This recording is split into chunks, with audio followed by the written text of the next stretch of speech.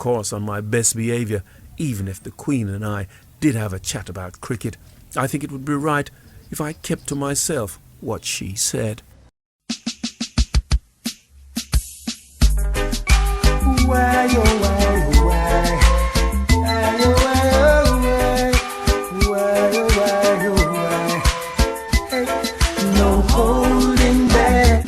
Michael Holding, No Holding Back, the autobiography.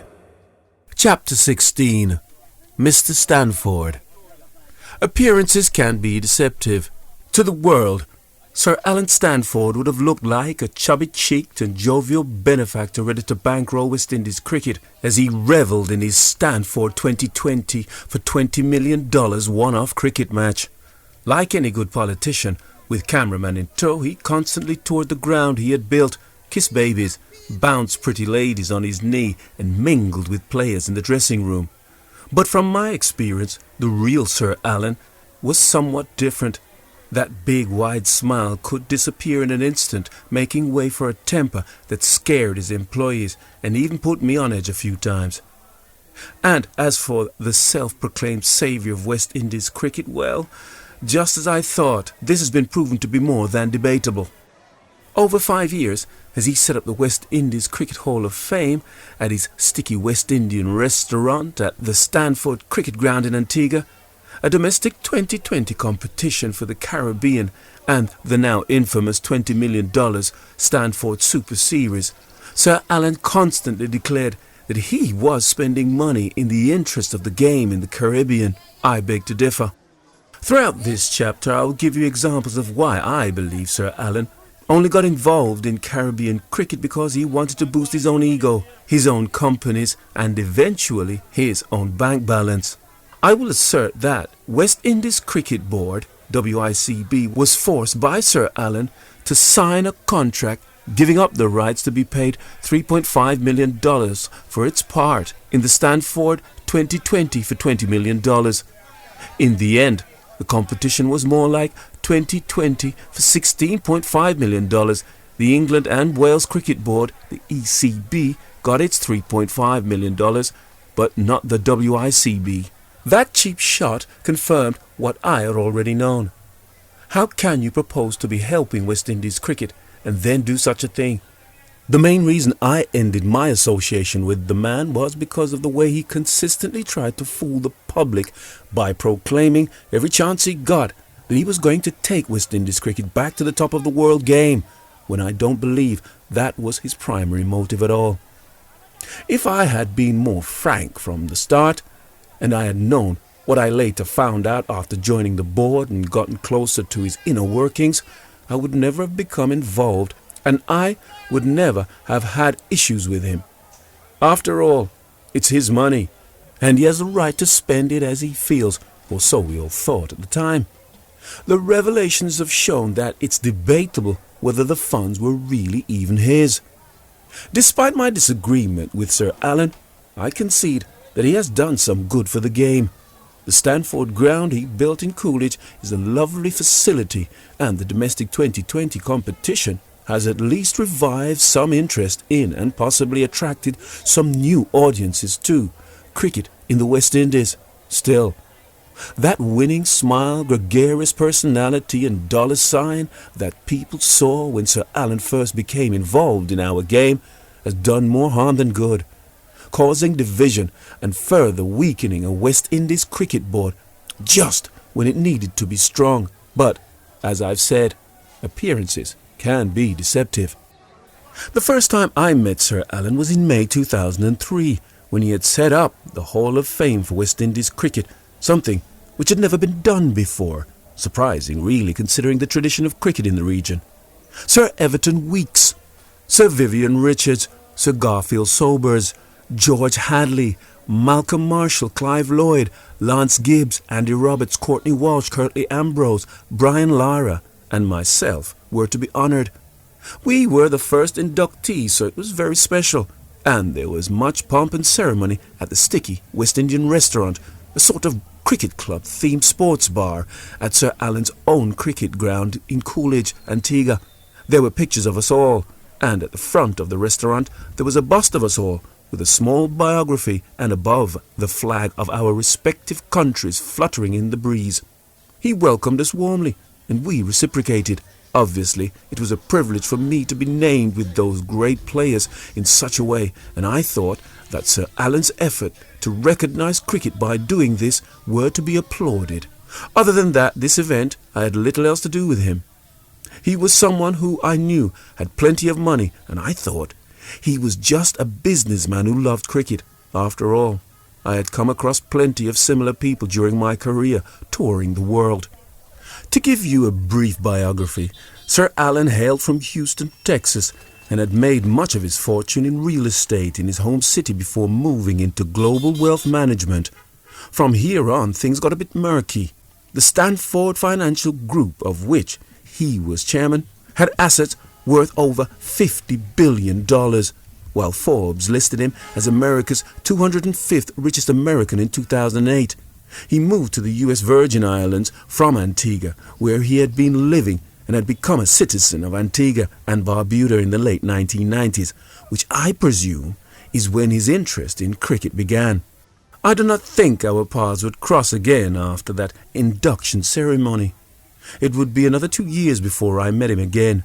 By 2005, Lorianne and her friend Rhonda Kelly had set up a sponsorship and event management company called Kelly Holding Limited. Lorianne had good experience of cricket in the West Indies because she had worked for the WICB previously, and her friend Rhonda had worked for the previous sponsors of West Indies cricket, Cable and Wireless, in their regional sponsorship department. So it was no surprise with their background that the company was employed by Digicel, who were the new sponsors of the West Indies team to manage their home series. That year South Africa were in the Caribbean, and when the two sides got to Antigua for the fourth and final test at the end of April, Lorianne, who is from Antigua and wanted to do something special, acted on an idea put forward by Richard Nowell from Digicel, and decided that the Digicel function this time around should be a fun game of cricket at Sir Alan's ground instead of the obligatory cocktail party that players can get tired of. Both teams attended but did not take part in the match. Instead, former players included Sir Viv Richards and other former first-class cricketers, sprinkled with the odd celebrity, provided the action on the pitch while the West Indian and South African cricketers watched from the boundary, relaxing and having fun. Some of them shared the task of umpiring. Mikaya Ntini, the South African fast bowler, toured the ground mingling and partying with spectators who were not charged for entrance. There was a great vibe about the event, which was held at night under the lights. Richie Richardson and Curtly Ambrose brought their band, Big Bad Dread and the Ballhead, to play a mix of reggae and some sing-along originals. I must say I think Richie and Curtly were better cricketers than they are musicians, but their bands were still very good. Apparently Sir Alan had been at the ground throughout and had seen that the event was a great success and heard that Lorianne's company had organized it, so he invited us to have dinner with him at another of his restaurants, the Pavilion, set atop a hill which overlooked the Stanford ground. I think the carnival atmosphere of the match might have triggered something in his mind. After all, when the Stanford 2020 domestic competition matches took place at the ground, they were very similar in terms of atmosphere, with lots of music and people generally having fun. When the dinner invitation was extended, I was caught totally by surprise and had no idea why he wanted to meet with us. This is a restaurant that requires a code of dress of at least a jacket, if not a suit. I had neither in Antigua. I was only there as part of the television commentary team, and that sort of refinery was never required for work in the Caribbean. Fortunately, we got there early, and the manager of the establishment lent me a jacket that they apparently kept for people in my position. Problem solved. During the meal, Sir Alan told us that he wanted to help West Indies cricket get back to the glory days of the past. Well, this was exactly what I wanted to hear. Someone with his financial clout could make a real difference to the structure of the game, and following his Hall of Fame idea, I felt it was clear that his love for the game was genuine. Lorianne was excited too, because West Indies cricket was also close to her heart. Then he mentioned his idea for a 2020 competition, saying that he wanted something fast-paced and fun like what he had seen at the Digicel function. My heart sank. What had taken place that night was what it was, for fun, and to get rid of the monotony of the cocktail parties that cricketers faced on tours. It could never be thought of as a development process. "You've lost me, Mr Stanford," I said. He was just a humble mister then. He was not knighted until November 2006. I told him that West Indies cricket needed something more substantial than a 2020 tournament to become a world force again. I felt it was too far removed from Test cricket, the format of the game that a country was judged on, to make a meaningful impact. Nor did I like 2020 for the way it dumbed down our wonderful game. His response was that the shorter form of the game was the way he had to go, as he wanted every island in the region to be represented. The tournament would be too long otherwise.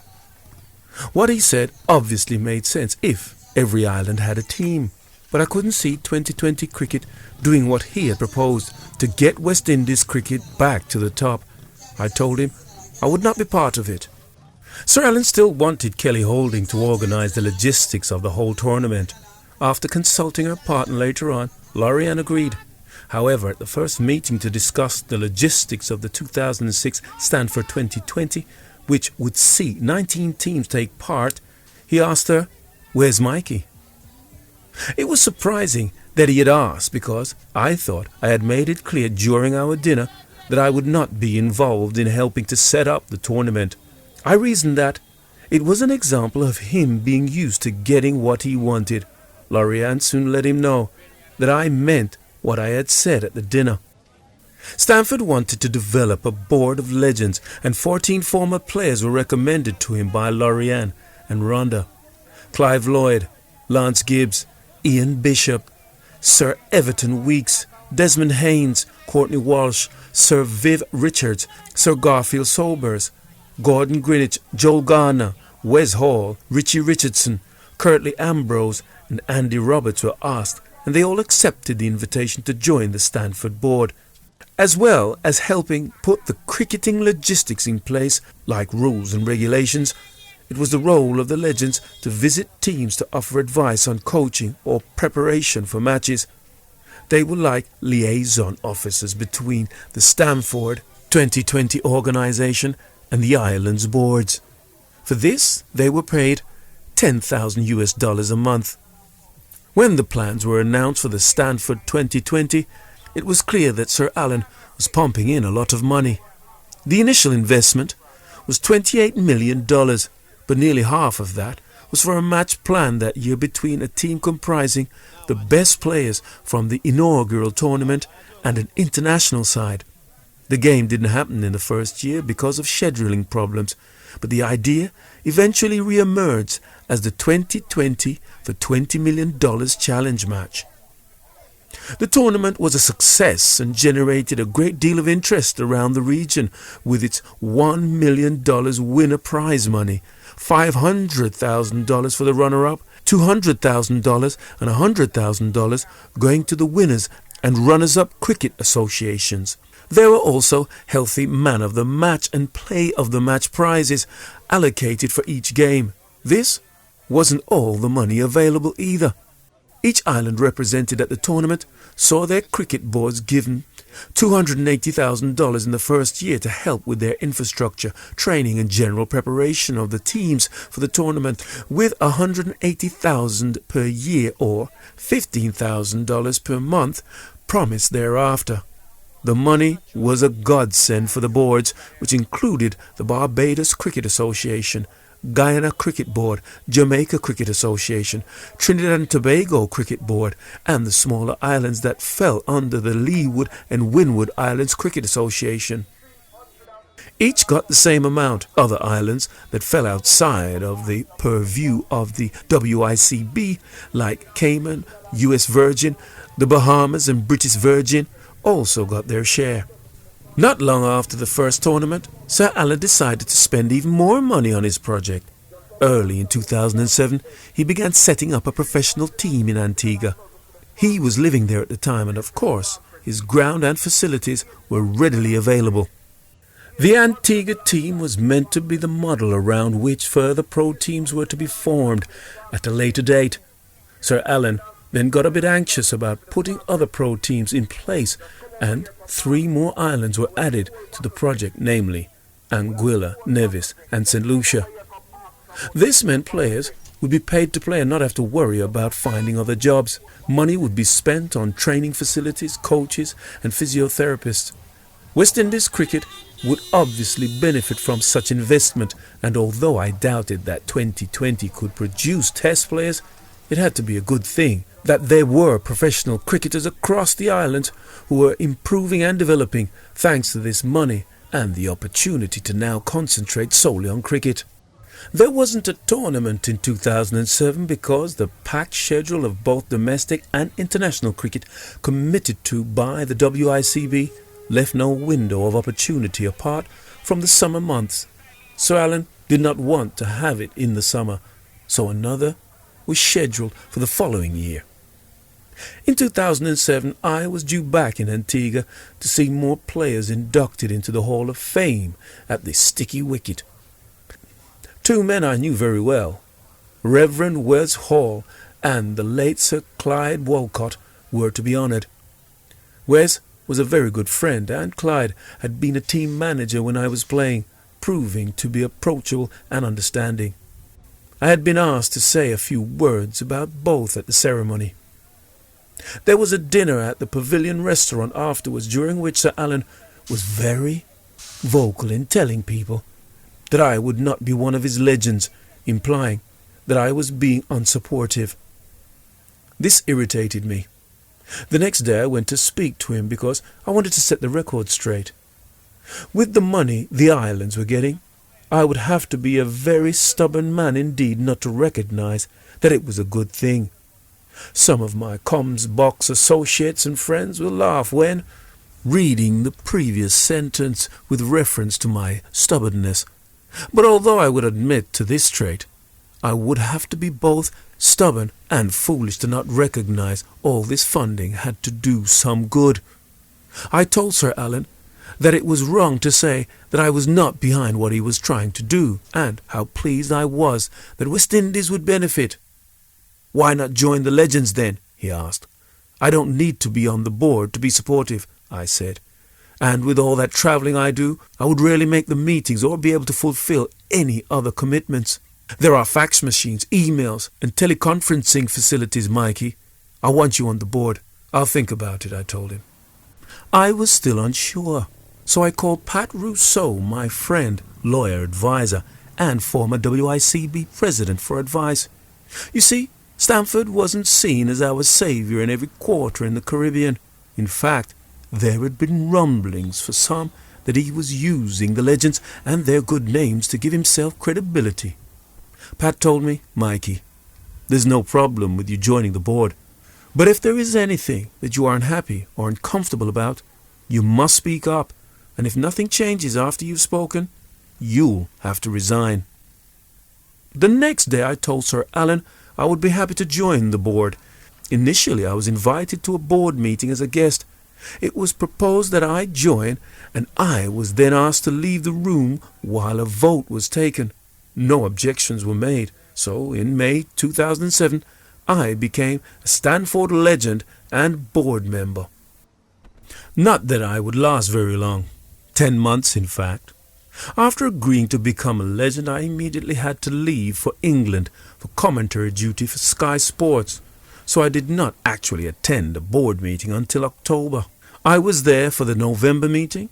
There wasn't one in December because of Christmas, and I was in my seat for the January meeting, although I was soon shifting uncomfortably. It would be my last. As I mentioned earlier, all of the Legends had been acting as a sort of liaison between the teams and the Stanford organization. In fact, the Legends had all been assigned an island to visit a couple of times a month to check on progress and help out. Desmond Haynes, the former West Indies batsman, and I visited the U.S. Virgin Islands. We went to practice sessions, gave advice on the development of players, and because the board there did not have a proper constitution, we set the wheels in motion to get one sorted out. It was satisfying work. However, when some of the legends toured the islands and returned to discuss issues, there was a feeling that some of the money the islands had received was not being spent in the correct way. Desi, and certainly I, had a sort of sixth sense that the money was not going to the people that it should, and spoke to Sir Alan's auditors about putting checks in place to ensure the money was spent in the correct way. So when I learnt that the funding for the islands was on the agenda for the January meeting, I assumed that we would be talking about the issue. The meeting took place at the Sticky Wicket restaurant. On the top floor towards the back there was a room with tables shaped in a huge U. Sir Alan sat at the top of the bend with his girlfriend, Andrea Stolker, who had been appointed president of the Stanford 2020 board. One of his lawyers, who was also a board member, along with Lorianne and Rhonda, among one or two others.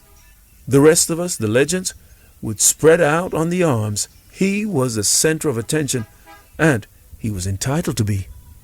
Understandably, Sir Alan was frustrated by the way some of the money was being wasted, but I did not expect him to make such a forceful case for it to be stopped completely.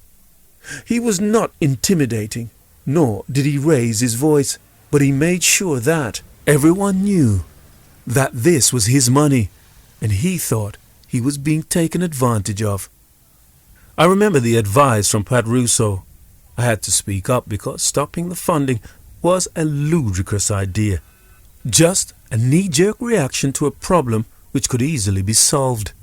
I argued strongly it should not be stopped, gave examples of the ways and means money was being spent correctly, but it seemed to fall mostly on deaf ears. In fact, most of the legends just sat there and didn't say anything, an attitude I couldn't understand. Only Wes Hall and possibly one or two others argued with me and said it shouldn't be stopped.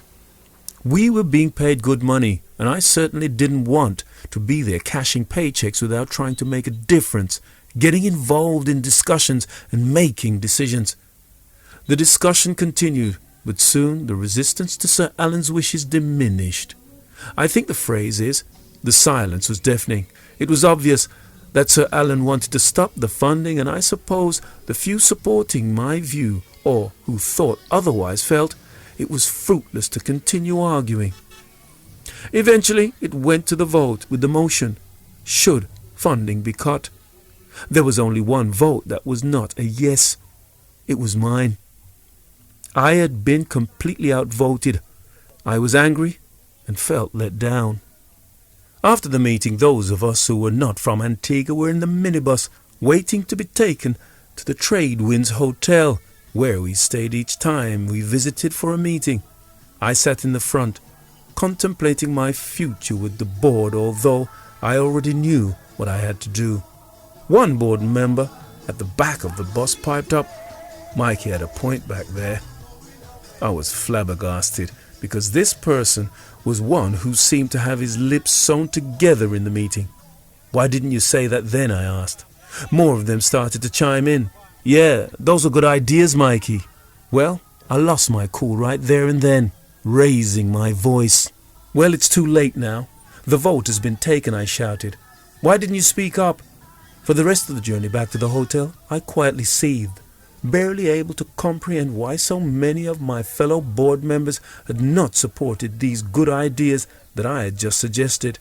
I don't know why they did it, and I don't want to second-guess their reasons. However, there were a lot of big names on that board, and there was a certain irony that these great West Indian players had voted to stop funding, which could have helped to produce future greats. As for me, I had come to the conclusion that I had to resign from the board. It was clear that Sir Alan had no interest in furthering cricket in the Caribbean if he was prepared to stop funding. It made a mockery of his claims that he wanted to do the best for West Indies cricket.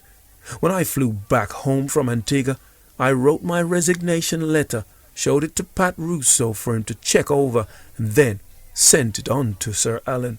10th of January 2008. Dear Sir Alan, it is with regret that I am writing this letter to you, offering my resignation from the Stanford 2020 board as of February the 25th, the last scheduled day of the 2008 tournament. As you are well aware, my reason for joining the board was closely linked to the fact that your initiative was going beyond just the 2020 tournament and was actually doing a lot for the development of young talent by developing infrastructure in the respective islands. That, of course, was being fueled by the funding you were pushing into the region through the different island boards. If you refer back to the press release at my announcement as a board member, that is very clear. Now that the funding has been totally cut off, because that is now the situation after the decision that was taken at the last board meeting, January 4th, 2008, I cannot justify still being a board member, irrespective of the WICB having given you their assurance that money will still get to these boards through them. That will not be the case, as I highlighted in the board meeting. Sir Alan, these funds are all yours, and I can understand frustrations you feel when you see that your good intentions have been taken advantage of by some of the organizations that the funds have gone to. But there are always ways to deal with it without cutting it off completely. As I suggested at the board meeting, you have 14 of us as legends on your board, with all the islands involved having a legend and some having 2 legends assigned to them. Why can't these legends be responsible to some degree for the spending or disbursement of these funds? If I am a legend on your board being remunerated as well as I am, with my obligations being just to attend 1 board meeting per month in addition to visiting an island or 2 for a few days each month, why can I not have the added responsibility of monitoring the funds coming from your organization, on whose board I sit? As a legend, I don't require an auditor's qualification to look at an invoice for a product, locate the product to make sure it has been purchased, and authorize payment for that product. I am not dealing with a supermarket with hundreds of purchases and invoices. As for the argument that the legends are not always available in the respective islands on a day-to-day basis, that is not a valid argument. Any invoice for a service provided will always have a payment period attached, whether 30, 60, or sometimes even 90 days for payment. Certainly, a legend can get to his island within that time period to get it sorted and authorize payment. Anyway, Sir Alan, the board has spoken, and I am in the minority by a huge margin. As I said at the beginning, my main reason for joining the board has been removed, so I have to remove myself. I wish you and your organization all the success you could ever hope for with the 2020 tournament, and I will be happy to be in Antigua to support the tournament in person, wholeheartedly, and fulfill all my obligations for this event. I believe, like you, that the Stanford 2020 tournament will be a huge success and thoroughly enjoyed by all who attend and watch on TV worldwide. I hope that down the road it turns out as a financially successful program while also continuing to grow in popularity. I know how much money you have thrown at it, and as I have said on so many occasions, I hope it isn't in vain. Sorry to be so long-winded, but I had to get it off my chest and let you know exactly how I feel. Although I am offering my resignation as of February 25th, if you would prefer it to be immediate, I'm happy to comply. Regards, Michael Holding. Sir Alan tried to convince me to stay on the board with the line, "Mikey, we are going to not just save the sport in the Caribbean, we're going to reinvent the sport in the Caribbean." His plea fell on deaf ears, however, although I wasn't that deaf to not notice his reference to changing the sport in the Caribbean. Later, his chants changed from making the West Indies the best in the world to making the West Indies the best 2020 team in the world. By stopping funding for the islands, we were not going to save cricket in the Caribbean, just because no one could be bothered to put proper procedures in place to monitor the spending. Sir Alan wanted me to stay on for the 2008 tournament, which I did, fulfilling my obligations to the best of my ability, I was present until the last ball was bowled in the final, won by Trinidad and Tobago, at the Stanford cricket ground, and then I left. I didn't stay for the fireworks or the trophy presentation. I wanted to get away from it all as quickly as possible. I went straight to my hotel, checked out the next day and flew home, relieved that I would have nothing to do with Sir Alan again. I suppose I should not have been surprised at the way it ended. Throughout my association with Sir Alan, there had been instances which suggested that if he was not getting his own way or his pride was dented in any way, which it was with the island spending the money in the wrong way, he would overreact and we would see the other side of his character. An example arose just before the 2008 Stanford 2020 tournament when West Indies were delayed from returning from a tour of South Africa by a week, meaning that some players would miss the start of his competition. When Sir Alan found out, he went ballistic. He had negotiated 5 clear weeks with the WICB for his tournament and thought he was being made a fool of. So, what did he do? In a fit of pique, he called for the tournament to be cancelled. He got in touch with Lorianne, whose company, don't forget, was organising the tournament, and told her to call a press conference in Barbados, at which he would explain why it was being called off. Lorianne emailed back later and gave details of the logistics of what would have to be done to cancel the tournament. By the end of this interaction, Sir Alan had cooled off and changed his mind. If he could be reactionary, it was because of his temper. He would rant and rave and make people in his presence cower. As I said earlier, it could be quite frightening. At the 2008 tournament, he lost it big time again, after a couple of young players, Devon Thomas, Kieran Powell, from the 2 professional teams that he had founded in Antigua and Nevis, were called up to play for West Indies under-19s in the Youth World Cup in Kuala Lumpur. He didn't know the 2 had gone, and when he found out, he blew a fuse. He demanded to know why they were playing for West Indies instead of for his teams. He demanded they come back. They didn't, of course, but it just showed the regard in which he held our cricket. Their presence in an emerging West Indies side should have been something he was proud of, because such recognition were what the professional sides were presumably set up for. But instead he decided to argue that he was being undermined and the WICB was being ungrateful. His argument was that he was paying these guys a wage, and he would have to pay their medical bills if they got injured. This was further evidence to me, although I had already written my resignation letter, that it was all about him. Alan Stanford and his cricket, not West Indies cricket. Unsurprisingly, not long after the decision to stop the funding, the pro teams that he set up were dissolved. Interestingly enough, this happened shortly after he signed the deal with the ECB for his 2020 for $20 million. He didn't need them anymore. The project was shelved. It was another bad blow for West Indies cricket and a damning indictment on Sir Alan's motives. Throughout my dealings with Sir Alan, it became apparent that he was typical of many folk I have met with a lot of money. Thankfully, they are not all like that, but as I travel the globe, I have come across a few similar characters, and they all hold the same attitude to life. They think they can buy anything. If they want something, they throw money at it, and they get their way. If there is a problem, they throw money at it again, and it goes away. All the while they want to be the center of attention, making sure their ego is constantly boosted in line with their bank balances, going up by the minute with interest.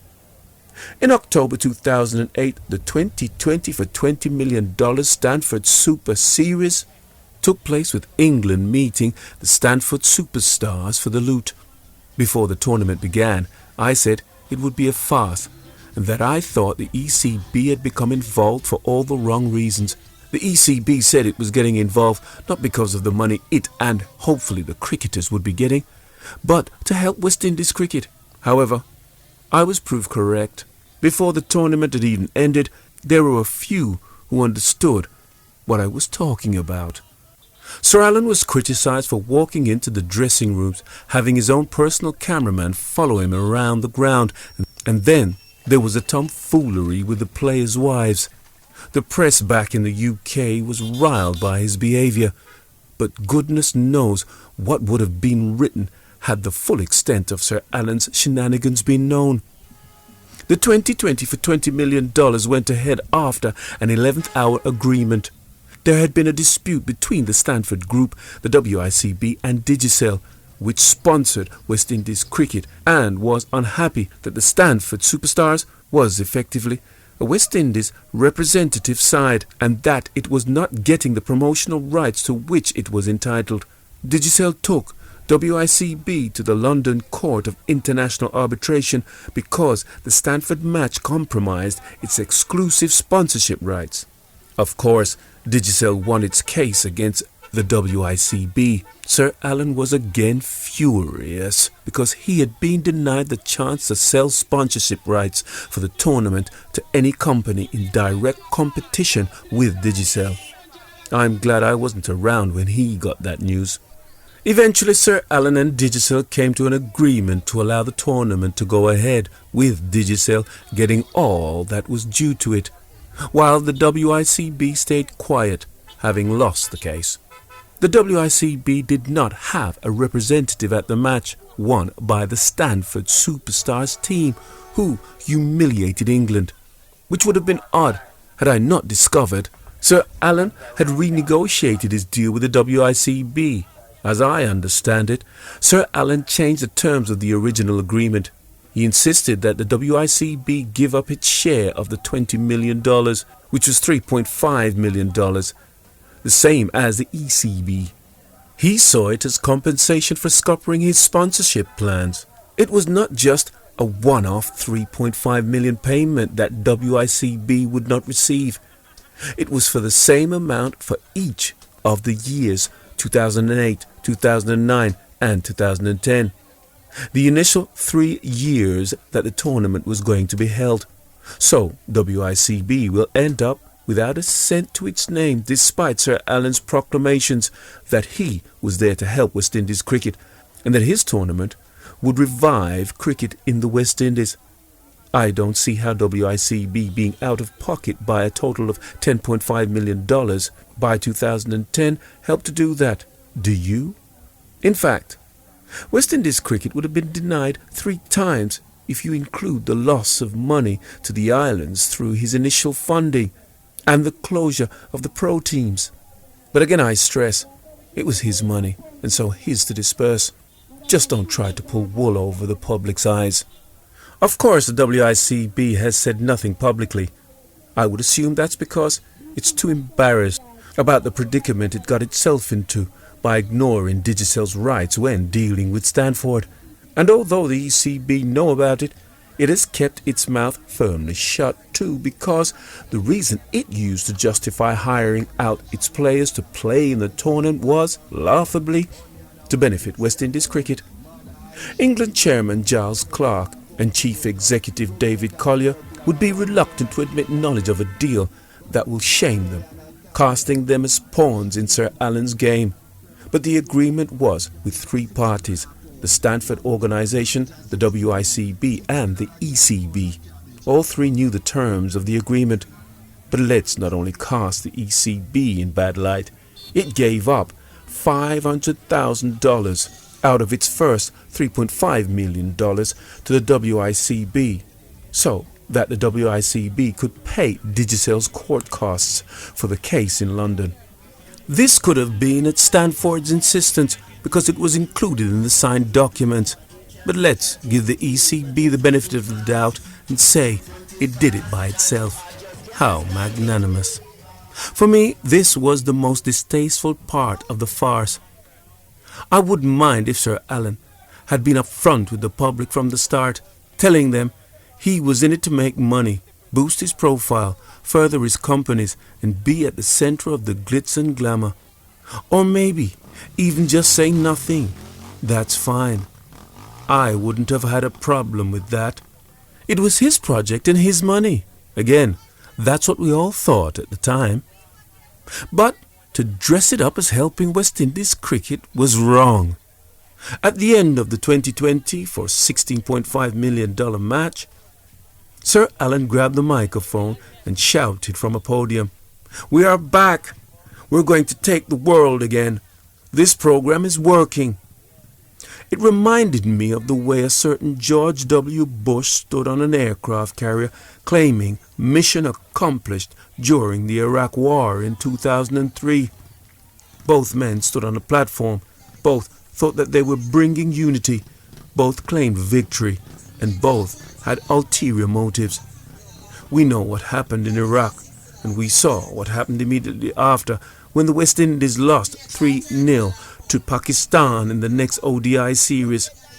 Both Bush and Stanford were rich men from Texas, and further proof that no amount of money can buy class.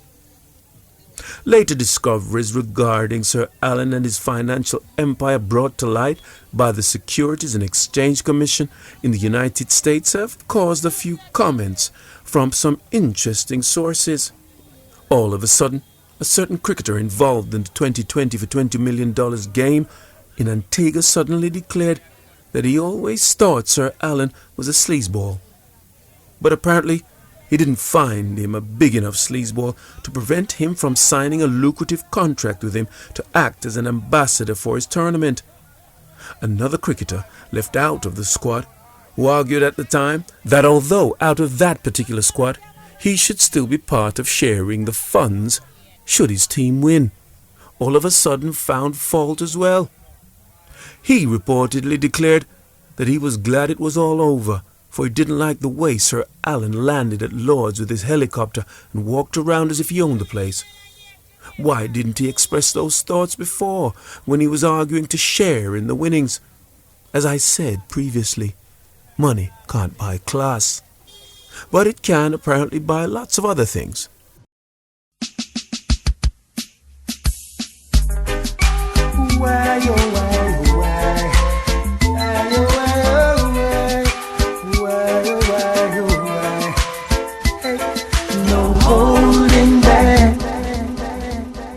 Michael Holding, No Holding Back, the autobiography.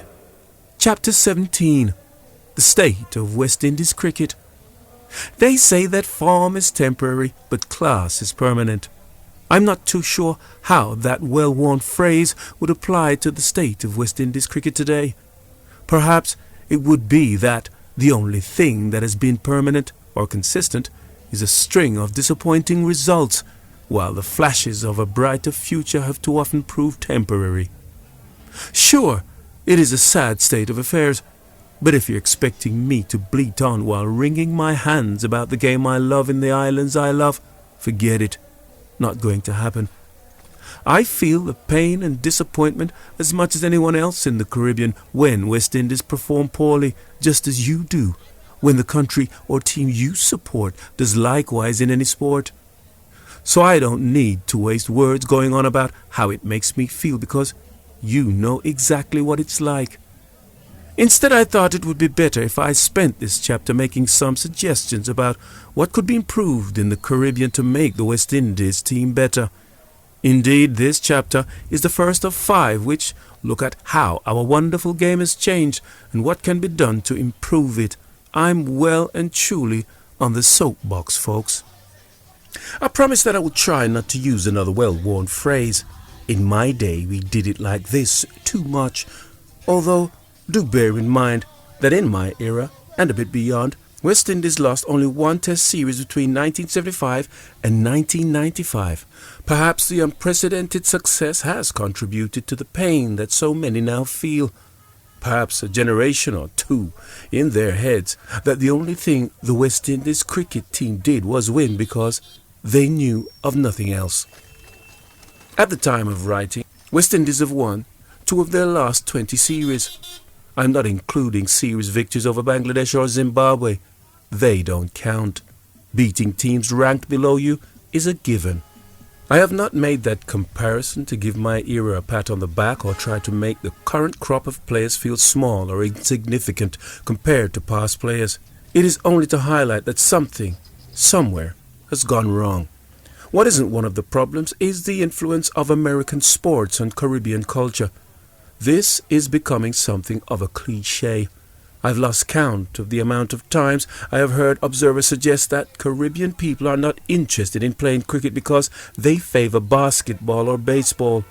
For the record, Curtly Ambrose was spotted playing basketball and told, "Hey, you'll make a good fast bowler." He didn't hesitate when cricket was offered as an alternative, and I use that example to illustrate that basketball has always been around.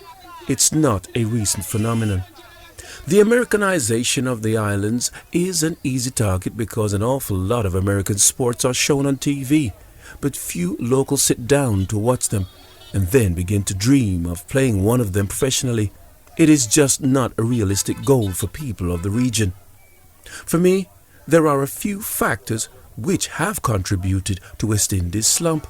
Of course, the players have to take some responsibility. The WICB must take a greater share of the blame, though. Their administration and organization have been amateur at best, but we'll come on to those points later. I want to start where West Indies cricket should start. The basics, the grassroots. In my day, that pledge didn't last long. Playing sport in general was on the brain as soon as you walked through the school gates. It was all we seemed to do, so much so that it is a struggle to remember if we ever did any studying. This is the difference. Today in Jamaica, and I'm using the island as my example because that's where I'm from and am familiar with, kids do not play enough school cricket. It has not died out, but it is in a far from healthy condition. Some schools struggle to even find 11 children to make a team. I attended Kingston College that had 4 cricket teams. There was one for the Sunlight Cup, the senior team, and a second 11 for the competition, which played practice matches against the first 11 and against other schools. They had such a team. There was no recognized second 11 competition. These games were just practice matches and a chance for those in the team to put some pressure on the first 11 members.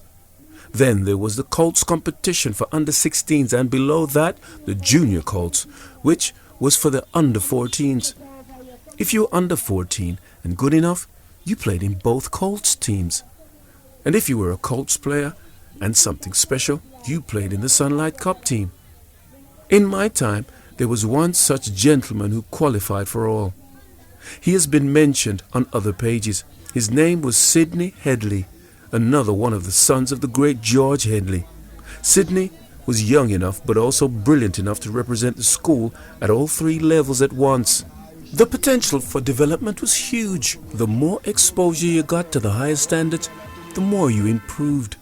We would have inter-form competitions in our schools as well. 4B versus 4C and so on.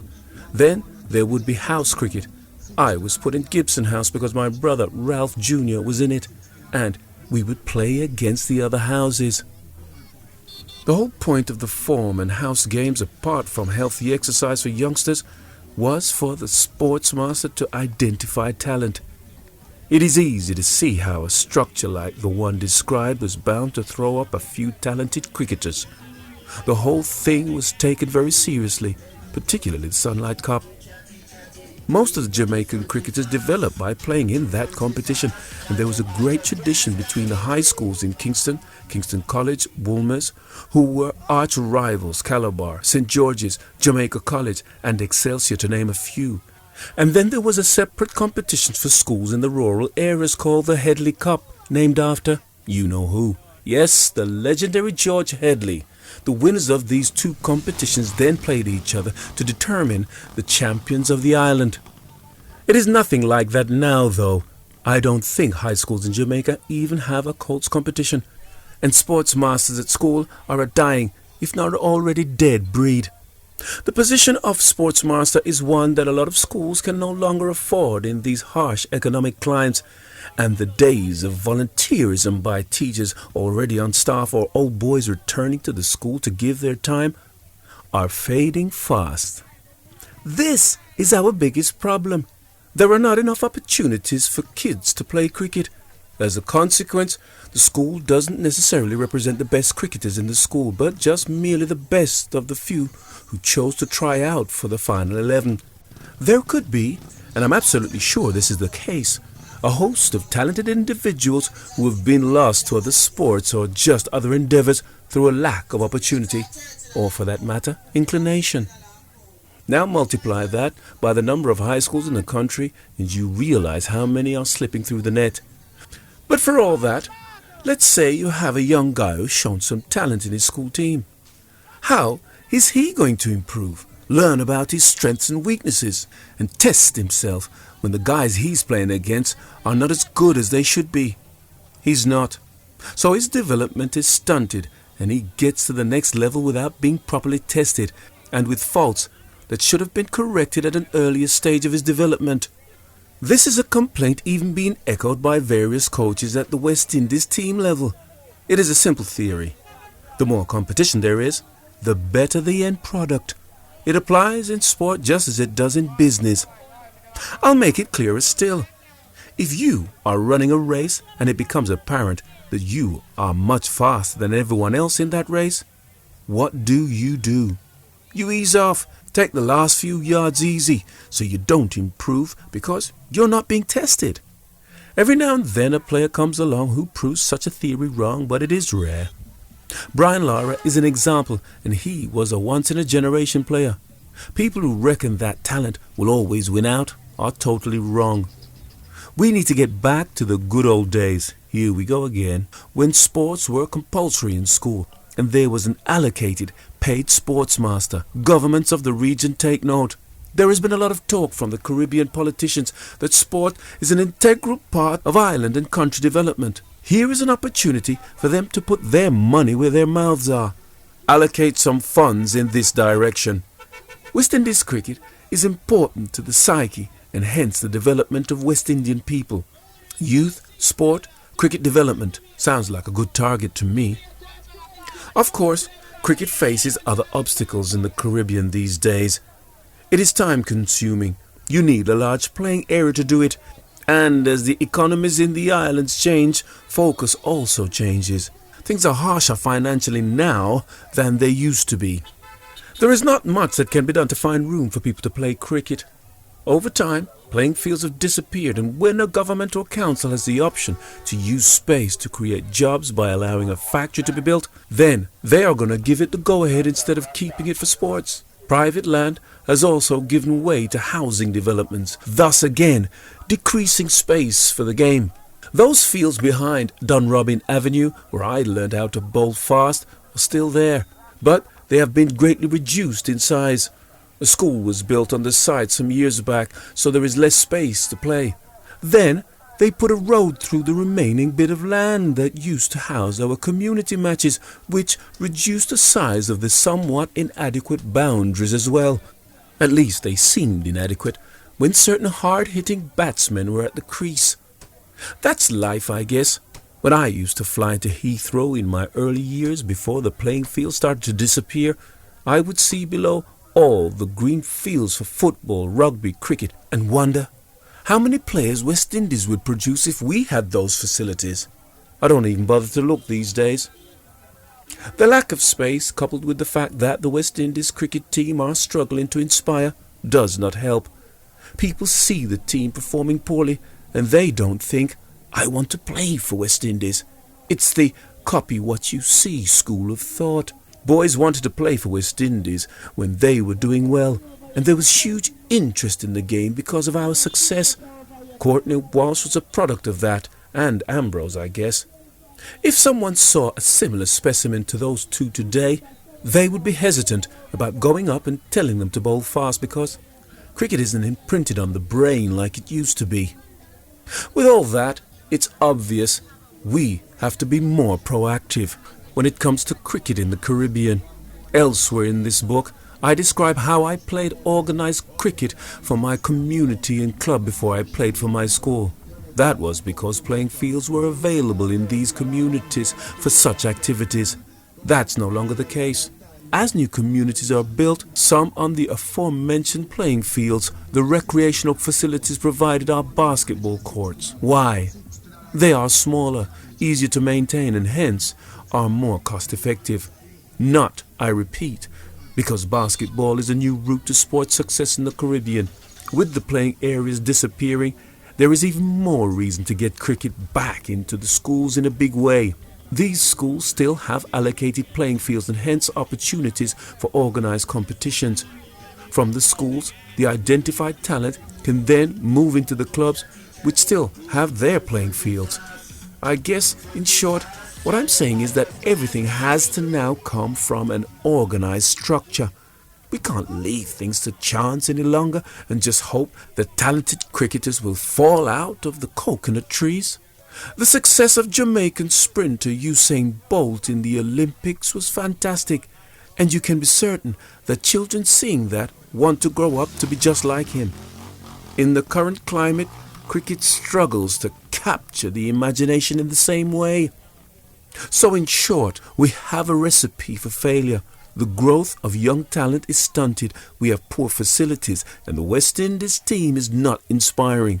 It's a cycle that will only repeat itself, a vicious circle that won't break by itself. Only two groups can put a stop to the wheel turning, the WICB and the players. If I'm going to apportion blame, and I am, I have no hesitation in putting most of it at the feet of the board. It is responsible for cricket in the Caribbean and is doing a very poor job, from top to bottom, from the president to the board members and the general employees. The board has had horrendous problems employing the right kind of people. For example, it has never had a good stable secretariat. There is just too much turnover, and since the days of long-serving Steve Comancho ended, it has struggled to find a capable CEO. It has almost been like a revolving door, employing people, losing confidence in their ability to perform, and then getting someone else in. And round we go. What a waste of scarce funds. Most baffling of all is the attitude of the board.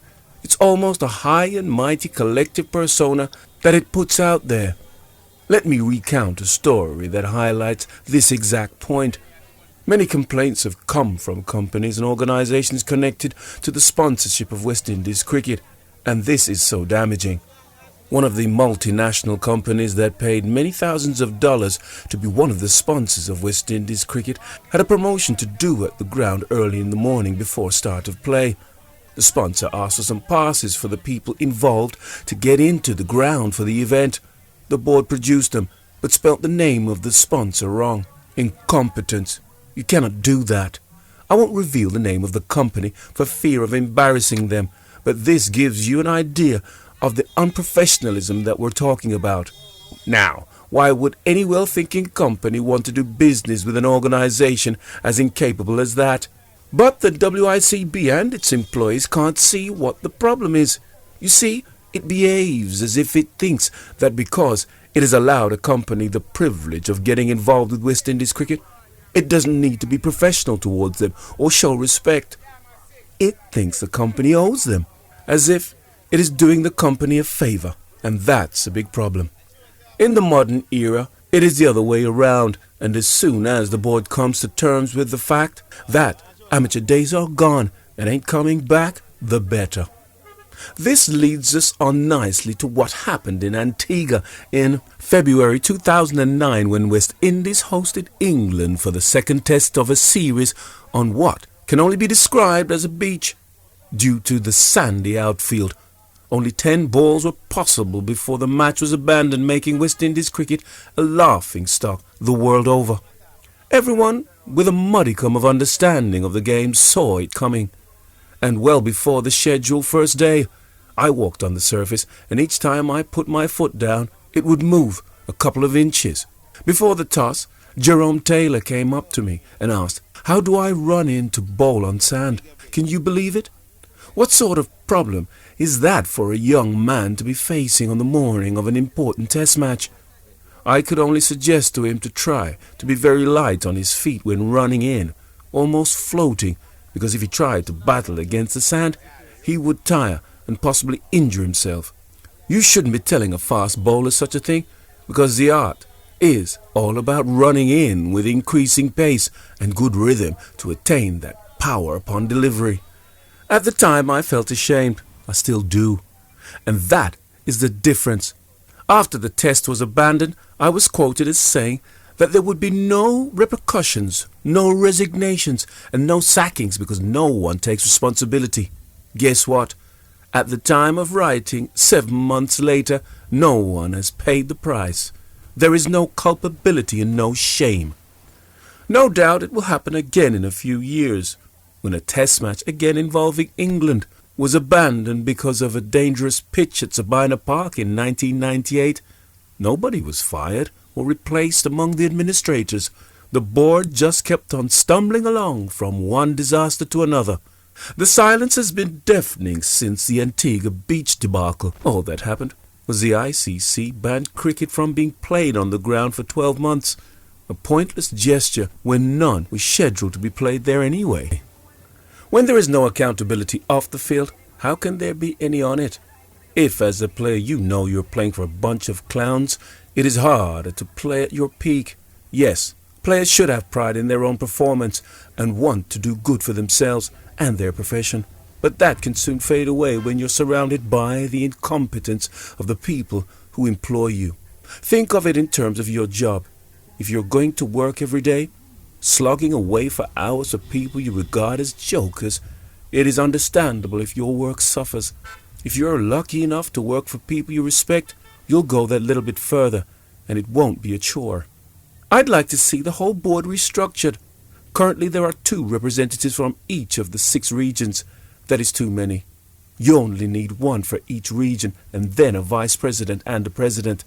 That makes 8 members.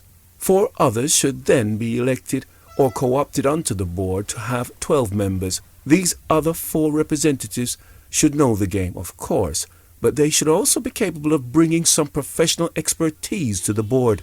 Specific business areas like marketing, finance or management. These people should be well respected in the region, want to be associated with success and want to disassociate from incompetence and failure.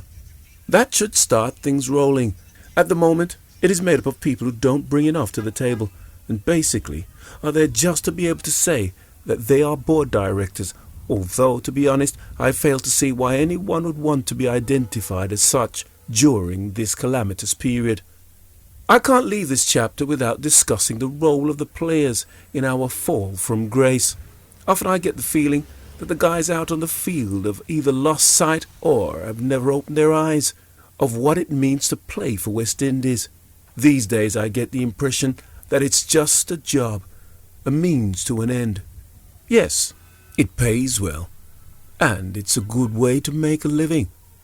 But it doesn't and shouldn't end there. Playing for the West Indies means a lot more. Again, I'm not blaming the cricketers of the modern generation if that's how they see it, but they need to be made aware of West Indies history. This needs to be emphasized because it's not something that you just become aware of as soon as you are selected. When I first got selected for West Indies, my thoughts didn't suddenly flash to all the people in the Caribbean and around the world that I would be representing.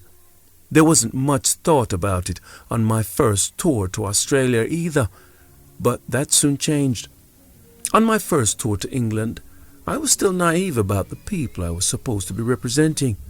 We were playing Surrey at the Oval in a 3-day game, just a warm-up for the test match, so there was supposedly no pressure on the team per se. But of course, individuals were trying to impress for the test matches later on.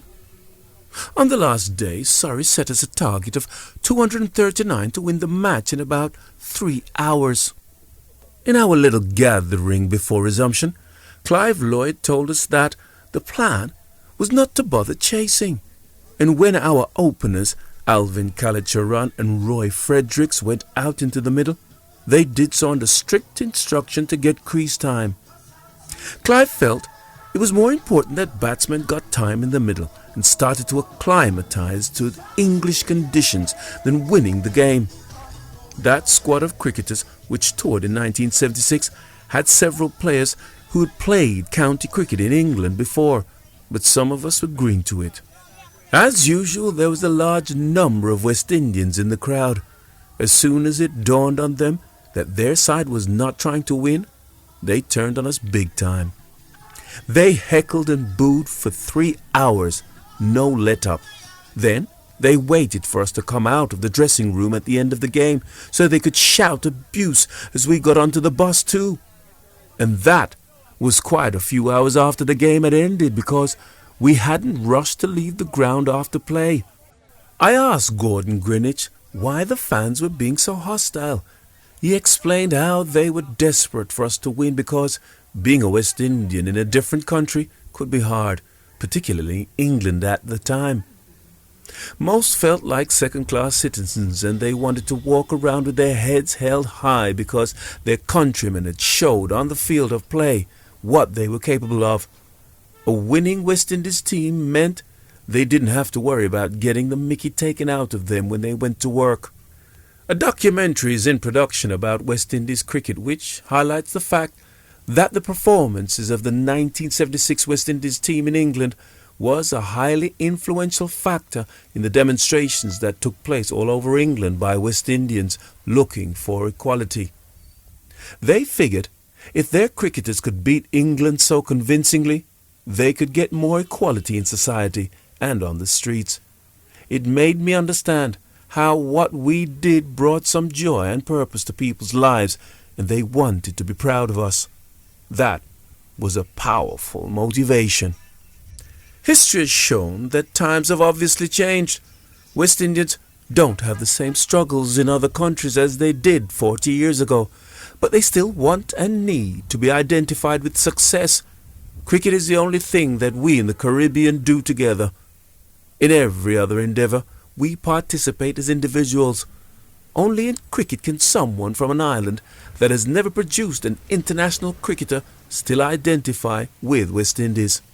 When all the youngsters come together for the regional tournament, under 19s or under 16s or whatever, which is usually held on one island, they need to be sat down and told all about what it means to play for West Indies. It is not just a job, which is the way some players look upon it. There are other advantages to getting players together at an early age. Often, what people don't realize about the West Indies is that we are a desperate group of people. Islands are sovereign nations. They have their own flag, currency, government and policies. So the potential problems of throwing 11 guys from these different cultures and political backgrounds into a confined space are obvious. Cliques can form, as they have in the past, that have a detrimental effect on the team. Get them sitting around together and they can understand that the fellow sitting opposite is just a human being. Remember how I met Andy Roberts when we were both on 12th man duty? We were vastly different, but in our formative years, we were not stubborn or judgmental when it came to different cultures. We formed a bond, put our differences aside and became great friends.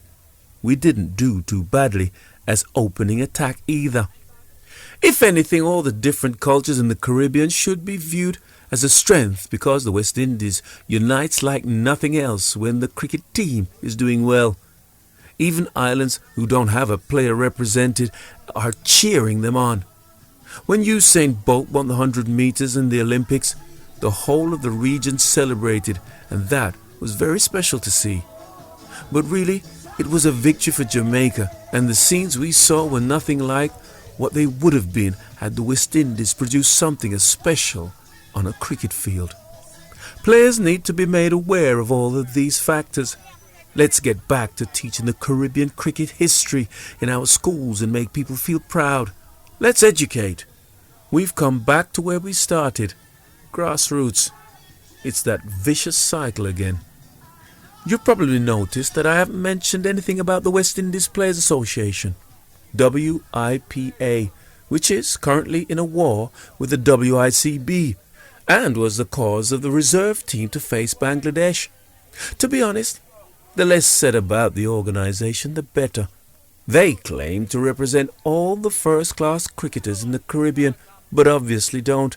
If they did, the WICB would not have been able to find so many willing souls to pick other teams when the strike was on, and until they organize themselves into a credible organization, I won't be paying too much attention to them. And another thing, WIPA keeps on chastising the board. its members and employees in the public arena about its inappropriate behavior at various times, but never have I heard the WIPA even question its members when they act inappropriately.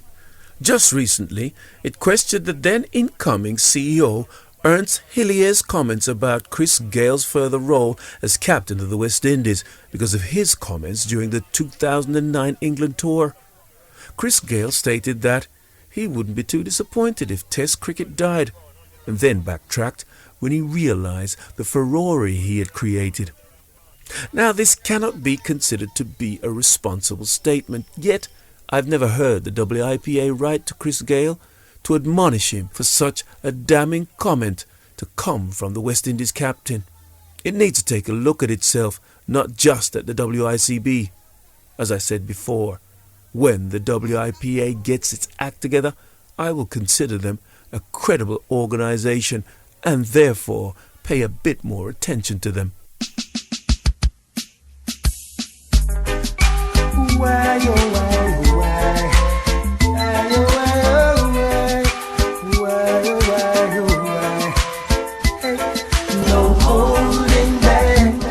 Michael Holding, No Holding Back, the autobiography. Chapter 18. Chucking. Chucking, throwing, straightening of the arm, whatever you want to call it, there is no doubt that the debate over suspect bowling actions has been one of the most divisive and controversial the game has known. I was once asked, is throwing the most contentious issue in cricket today? I suppose that it is, but in fact it always has been. Have a leaf through the cricket history books and you'll read about a debate over whether a particular player had a suspect action in every decade since, well, 1872, I guess. I spent some time trawling through some dusty old pages and found a list of players called for throwing in major matches, and the first was a guy called Tom Willis, who was playing for Victoria against New South Wales on the 30th of March that year. Since then, 21 bowlers have been no-balled, the famous of whom is Ian McKiff, the Australian who was the first man to be called in a test match in 1963, and of course, Muttiah Muralitharan, who had the dubious honour of being the second 32 years later. It's a hot topic to say the least, and it's been burning for a long, long time. I would hope that the fire is beginning to go out, however. Great progress has been made in making throwing a controversy only for the history books. This is how it should be, given the technology available. That the technology has been embraced has been down to the ICC, which has helped set up the Bowling Action Review Committee, BARC. Now I know what you're thinking. What's Mikey doing, praising the ICC? But don't worry, I've not taken leave of my senses. Where credit is due, I'm more than happy to acknowledge it. We are now, finally, in a situation where a bowler can be called or reported for throwing, and within 4 weeks, his actions will be checked by biomechanics experts to see whether it conforms to the laws. He'll then either be given the green light to continue or, sadly, shown the stop sign. This all sounds simple, but it has been a long process to get to such a stage. 6 years in total, from 1999 to 2005. However, such an issue was never going to be simple. And even now, with all the work that has been done, there is still confusion and conjecture surrounding how we got this far. So I wanted to take time to bring clarity to a topic so often shrouded in smoke. This is what this chapter is all about. I joined BARC after being recommended to the ICC by the West Indies Cricket Board. I was happy to do so. As a former fast bowler, I felt a good deal of pride and a sense of duty to help in whatever way I could. Having sat through many hours of meetings, videos of different bowlers' actions, and lectures by sports scientists, I have a good understanding of the chucking row. It wasn't always that way. When I joined, I was clear on one thing. A chucker is a chucker, and they have no place in the game. Several years later, I still held that view. Well, let me tell you that I have learned that it is not that straightforward. When BARC was set up in 1999, it would be fair to say that our BARC was worse than our bite. We had no power.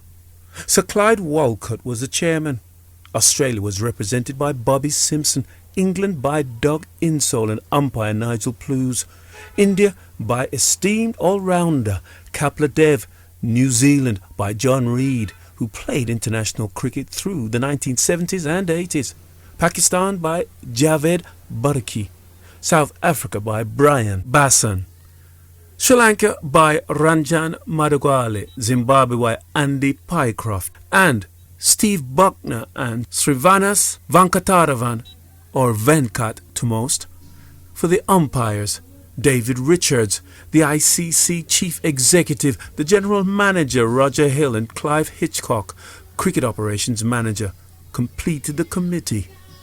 Back then, a bowler would be reported to us. We would look at his actions on video. This would sound a bit backward given the advances, but I'll explain later. And then we decide whether the arm had straightened or not.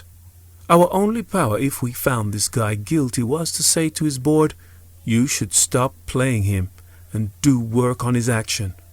This was a recommendation, no more. Sometimes the board paid no attention whatsoever. The player continued to be picked, illegal action or not. The boards were not particularly keen either on setting up the recommended bowling advisory panels to monitor their own cricketers or stopping suspect bowling actions at their source, domestic cricket. Some took it on, others didn't, including my own in the Caribbean, the West Indies Cricket Board. A lot of people misunderstood what the committee was there for. Sometimes you had instructions when a player's actions were reported and reviewed by the committee, and we said, yes, he's fine. But this did not mean he was fine forever and ever. Amen. We had concerns that guys who might have done the rehab would suddenly think that they were untouchable and were clear for life. Not the case. It was a case of take each ball as it comes situation. Eventually, after BARC told the ICCC Chief Executive Committee that we were achieving little, things did change. A player found to have an illegal action had to be withdrawn immediately, and were also instructed to sit down to go through the entire procedure from a player being called or reported to analysis of the action, a ban and remedial work. Simple. Well, easy now, let's not get carried away.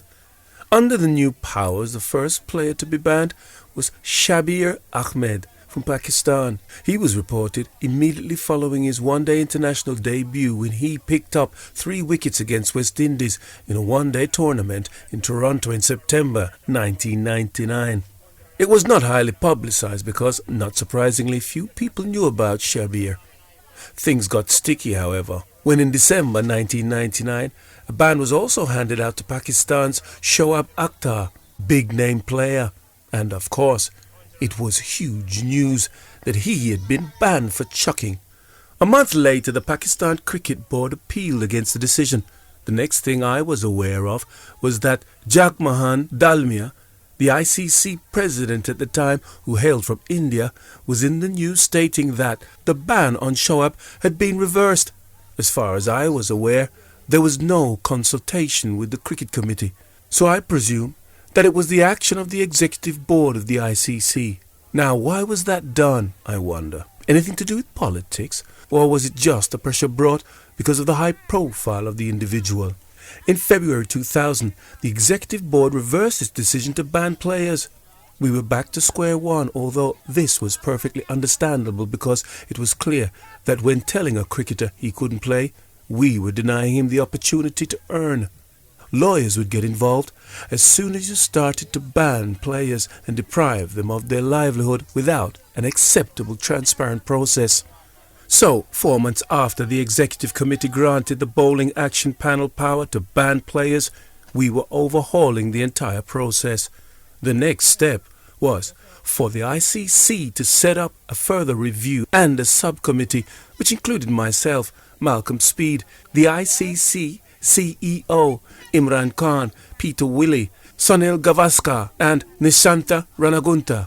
What was agreed via video conference in October 2000 was a revised three-stage process to deal with suspect bowling actions. The aim was that it should act decisively after a player had been reported and that it was fair.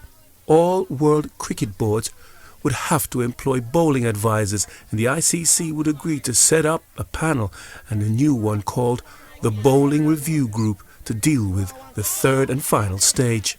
Stage 1 consisted of the umpires producing a report of a suspected bowler, having sought out footage from the host broadcaster, which would be couriered to the ICC within 24 hours, and the match referee confirming the player would be subject to a review of his actions.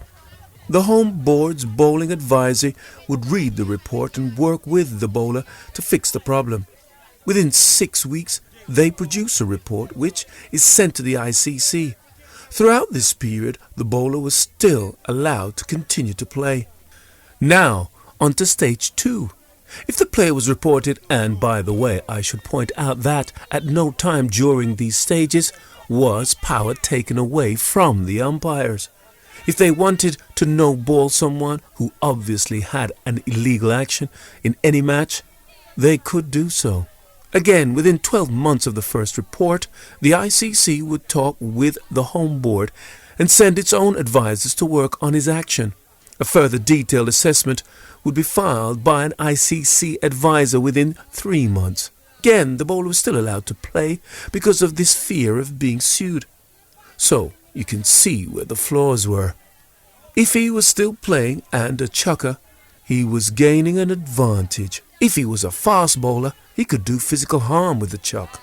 Stage 3 was only reached, and it would take 18 months for a player to get so far if a third report was filed. Then the bowling review group would meet with the player to discuss the previous 2 reports, video footage, and any further evidence supplied by the player and his board. Once that was out of the way, a vote was taken on whether the player's action was illegal. If the majority said it was, he was banned for 12 months. These stages were sensitive. They were not draconian. They were there to help bowlers. They didn't throw players into the professional scrap heap. However, they didn't really work. So 21 months later, they were scrapped.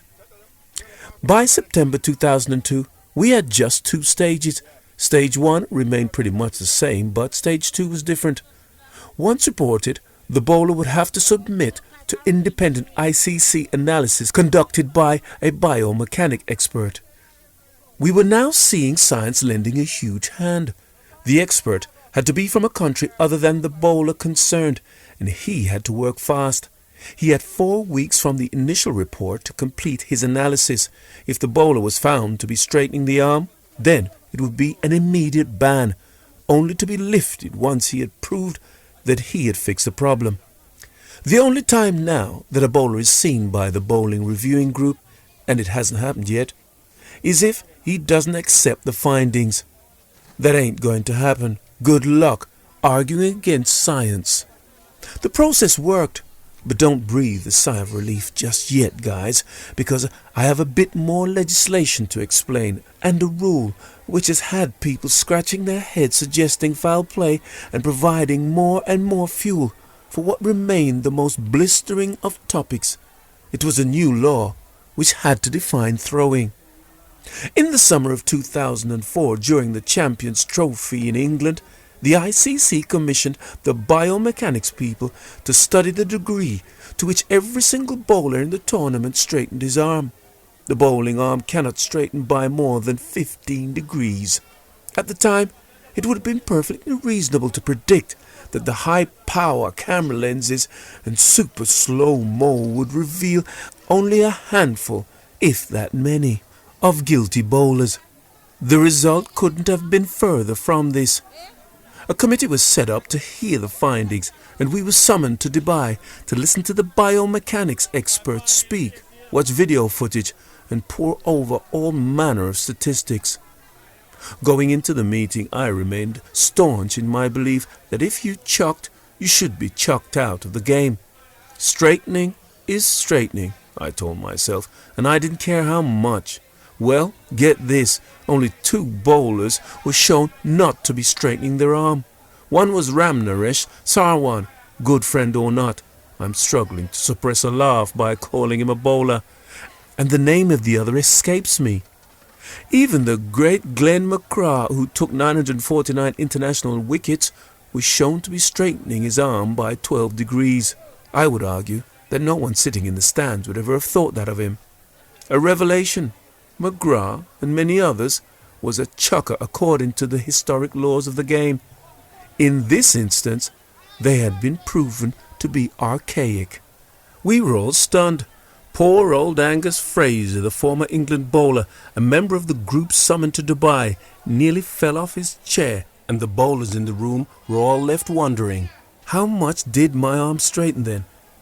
More importantly, having been so sure previously that chucking was chucking, I was now convinced, just as everyone was, a measurement was needed to bring laws up to date.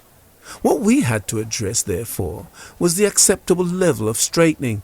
I say we, but in fact the decision to go with 15 degrees was based purely on what the boffins told us. People like Mark Portas from the Australian Institute of Sport, Cricket Australia, Professor Bruce Elliott, the University of Western Australia, and Dr. Paul Hurion from Quinnetic Consultancy Limited. These guys did the measurements in that 2004 tournament and lectured to us all in Dubai about the problems involved. True to form for the historic chucking row, people decided that 15 degrees had been set because it had been reported that Mutaya Muhaltharan, the biggest test wicketer, straight ended by 14 degrees. The conspiracy theorists couldn't believe their luck. How convenient that the ICC had decided on 15 degrees when the greatest wicket-taker ever straightened by 14, they said. Best make sure cricket's finest bowler is unaffected, they said. It is perhaps a plausible theory, given the way the ICC has sometimes operated. However, it is not true. Having sat in that room and seen and heard all the evidence, I can tell you for sure that it had nothing to do with Muhaltharan. It was completely down to what experts told us. They said that the human eye, normally 20/20 vision, cannot see any straightening less than 15 degrees. Television cameras can pick it up with their slow motion, but the guy in the stand, the fielder at mid-off, and the umpire at square leg would not spot anything untoward.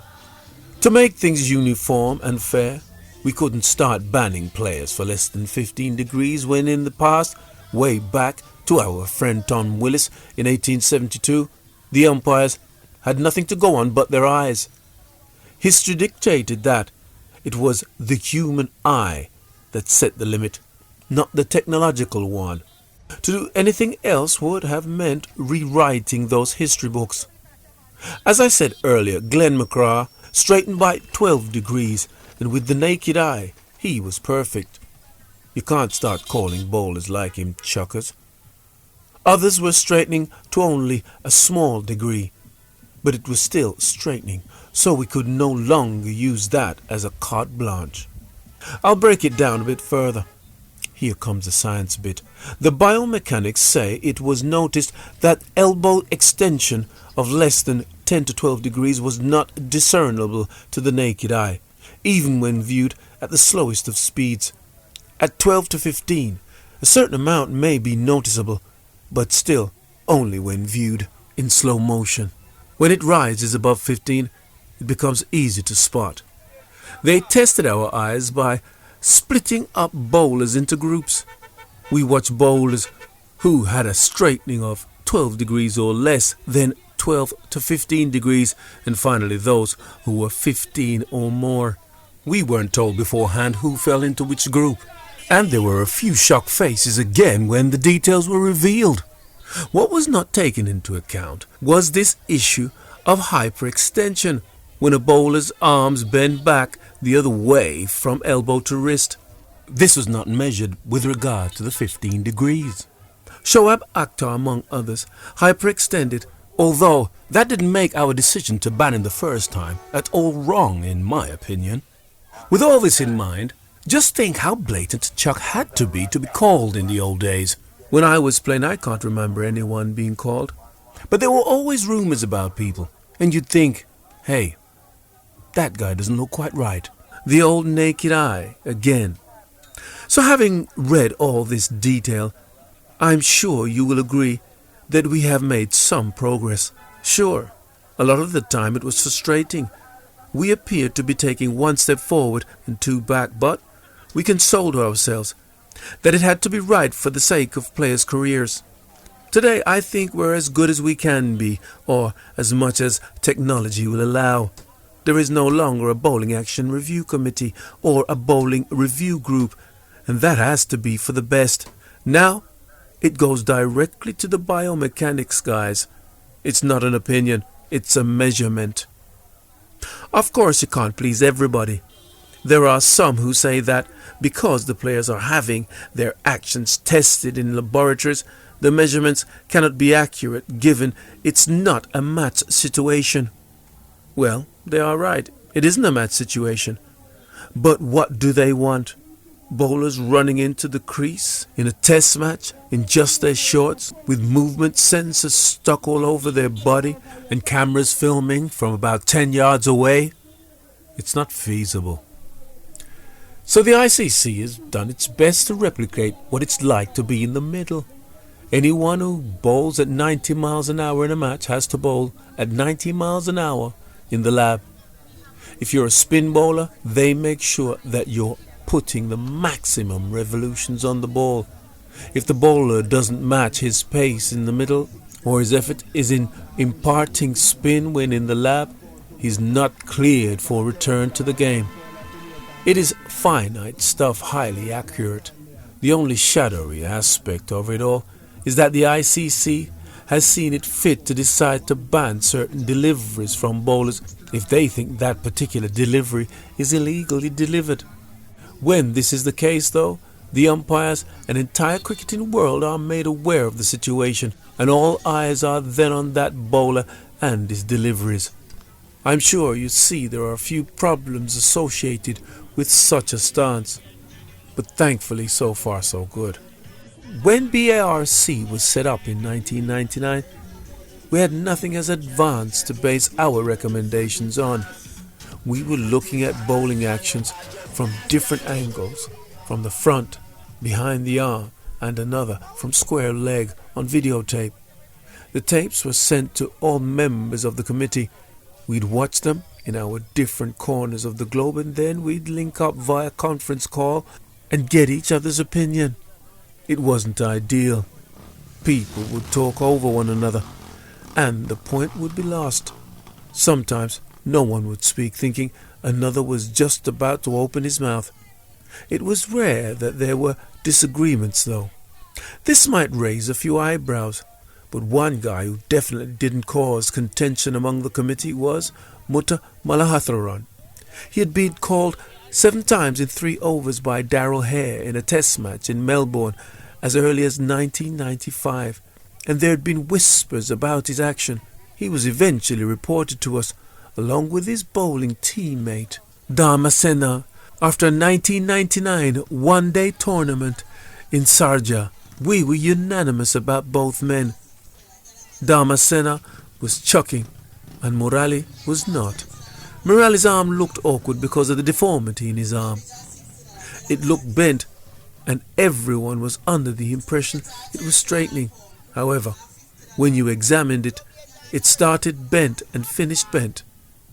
It didn't start bent and straighten. And if it was straightening, it was minimal and only visible with slow motion and your eyes straining. There was hardly anything to worry about. There is something to worry about is Dorsa, however. In my opinion, the real problem with regard to his action, and the controversy deepened only when he developed the Dorsa. Whatever minimal straightening there was before the Dorsa was enhanced with the Dorsa. It was greater. It has been easier to spot with the naked eye. It was no longer an illusion.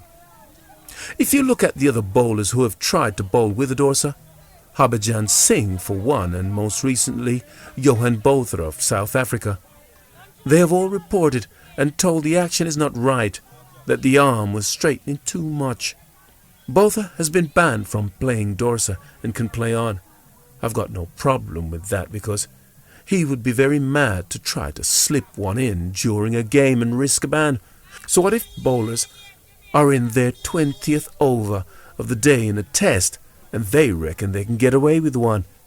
The umpire, who will know all about the player's history, can call him or make a note on his jotter pad to check the replays. But when it comes to Morali, are we meant to believe that he's the only man who legally bowled it? It reminds me of a hypothetical story Mum used to tell us as kids to make a point. She would say, this very proud mom was at a scout parade watching her children march around the parade ring. Her son was out of step, and when a friend brought it to her attention, her response was that, no, he is fine. It's the other scouts who are out of step. Sure, please give me a break. Still, it is not my intention to relight the fires under this controversy. The flames, if anything, have been doused, and if the Dorsa is to be the one spark that threatens to ignite every now and then, we will have to live with it.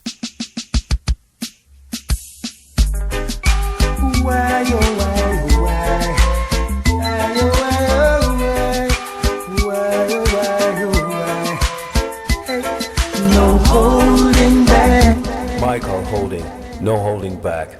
The Autobiography. Chapter 19. ICC Man. It would be fair to say that my relationship with the International Cricket Council has been an odd one. I revelled in the work for the Bowling Actions Committee, getting a tremendous sense that I was giving something back to the game. But all the while I remained a fierce critic of the organization that I was working for. In my role as television pundit, I do not deliberately set out to make sure that my backside is off the fence. As mentioned early in this book, if I see something not quite right, then I have my say, regardless of any loyalties people might think I have or should have. Even though I was involved with the inner workings of the game's governing body, it never stopped me from shouting when they got something wrong. Often in a day's commentary, as well as describing what is happening on the field, we will talk about all manner of things affecting the game off it, especially during quiet moments. And the ICC's actions over the past few years have filled many a minute. I have been one of their most vocal critics. It was the case before I joined the Bowling Actions Committee, during and after. So forthright was I that I never thought I would be asked to sit on a committee again after the Bowling Actions Committee had been disbanded. So when I got a call in 2007 from Brian Murgatroyd, the ICC's man at the time, asking me to join the new cricket committee, I thought a good friend of mine was having a little joke at my expense. You see, I have known Muggers for many years, and in his different roles at Sky in the commentary box, supplying us commentators with excellent statistics, through to media manager for both the English and the Australian cricket teams, to the ICC. Very funny, Muggers, I said. You've had your fun. Now run along. But he was for real. I reminded him that I had been far from easy on the ICC before, and I was sure he had to be joking. But he told me it was the real thing, no joke. No, Mikey, it's coming straight from the chief exec.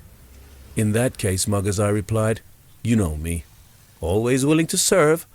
Sadly, things did not work out, and rather than spending some time helping to move the game on in a positive fashion, I eventually found the experience a negative one that gave me more bullets to fire at the ICC. But of course, it was not all bad. I resigned from the committee because of the ICC's complete lack of respect for the laws of the sport we were all supposed to love when they overturned the results in the infamous fortified test match at the Oval in 2006 between England and Pakistan. They did it for political gain without a thought to the damage they were doing to the game itself. It was all about people doing favors for each other. It was about as cheap a shot as you could get. It made a mockery of the committee which had been set up to truly represent every aspect and shareholder of the game. The committee was, therefore, a good idea. I had been asked to represent television. Simon Toffel was there to represent umpires. Mikey Arthur, the coaches. Mark Tubby Taylor sat for former players. Keith Bradshaw was there from the MCC. Dilip Mendis, the Sri Lanka chief executive, represented the CEOs of the full members. Tim May, the Federation of International Cricketers Association. Steve Ticklow from the Kenya represented the associate members. David Kendix, the statisticians. Sunil Gavaskar, who needs no introduction, was chairman, and David Richardson, the ICC general manager of cricket, also sat on the committee. From this list of names you can see that it was a thoughtfully selected committee representing all the different stakeholders in the game. There were some strong characters there, and men who had been very successful in their careers on the field and then also off it. In May 2007, I attended the first meeting in Dubai and was really excited to be involved in something where I thought I could make a difference, and there was a second meeting in May 2008. I was not around for the third, having quit after the England-Pakistan debacle. Short and not so sweet, I guess. But as I said before, it wasn't all a bad experience. The first two meetings were very fruitful. What with the gentleman previously named involved, and lots of good ideas that would benefit the game resulted from those deliberations. For those who need their memories refreshing, the England-Pakistan debacle I referred to was about England being awarded the test at the Oval because Pakistan had refused to take to the field after tea, after the umpires Darrell Hare and Billy Doctrove, rather a forgotten man in the scheme of things, had accused Pakistan of tampering with the ball. I was commentating on that test match for Sky, and during the controversy and chaos, I made it public knowledge that I was in support of Inzamam ul Haq, the Pakistan captain, for his actions because I thought they were very serious accusations. What Hare and Doctrove had accused Pakistan of was cheating. It wasn't a warning or a suspicion. When 5 runs were added to England's total, the umpires had effectively charged Pakistan and found them guilty. Crystal clear. It was a harsh decision. To make such a decision, you need some strong proof, and I was of the opinion that Inzamam didn't think his team had committed the crime they were accused of. And of course, it was later ascertained that the umpires didn't have enough evidence to judge Pakistan guilty. I was in support of Inzi demonstrating that he was totally against what had taken place and that his team had been badly treated, just like Clive Lloyd all those years ago in New Zealand. Some may say he could have made his displeasure known some other way instead of refusing to carry on, but I would not question his method of protest because being accused of cheating cannot be taken lightly. At the time, I knew that Inzamam must have known that there would be repercussions about keeping his men in the dressing room. People in the past, present and future believe that there are some unjust laws, and as such they may demonstrate against them. Sometimes change is brought about through these actions, which you know when you take such actions there will be consequences. Lloyd did remember, and you must be prepared to accept them. Inzamam probably didn't know what they would be, but he knew they would come. When the consequences, repercussions, or whatever came from the ICC, Pakistan would have to accept them, whether they be forfeiting the game, a ban for Inzamam, or a raft of fines. If the punishment was draconian, they could appeal. The punishment should fit the crime, whether on or off the field of play. As we know, the action was that Pakistan had forfeited, and the match was awarded to England. That was exactly what the laws of the game stipulated. The correct decision, not draconian. Case closed, thank you very much. Well, not quite. During the second Cricket Committee meeting in May 2008, a proposal was put forward by Keith Bradshaw, who represented the MCC, that the Oval Test result should be revisited with the view of possibly changing it to a draw. But although it came from Bradshaw, the feeling in the meeting was that it wasn't really coming from the MCC. It seemed he was just a conveyor of the sentiment. I wonder who would ask for it to be brought to the meeting. And of course the MCC itself came out very strongly against the decision to change the result after it was announced. The proposal was thrown out unanimously within seconds. I've had longer conversations with people asking me for the time. None of the committee guys even gave it a second thought. As far as we were concerned, the laws were there and they had been used. Next item on the agenda, please. As I have said before, committees only recommend to the Executive Committee of the ICC, but none of us who sat around that table would have believed that our unanimous proposal that the motion to overturn the result should be thrown out would be completely ignored. But this is exactly what happened. The executive ignored its own committee. Its own director of cricket, David Richardson, who had sat in on it, and ripped apart the stitches of the game's comfort rug, the laws. Well, that was it for me.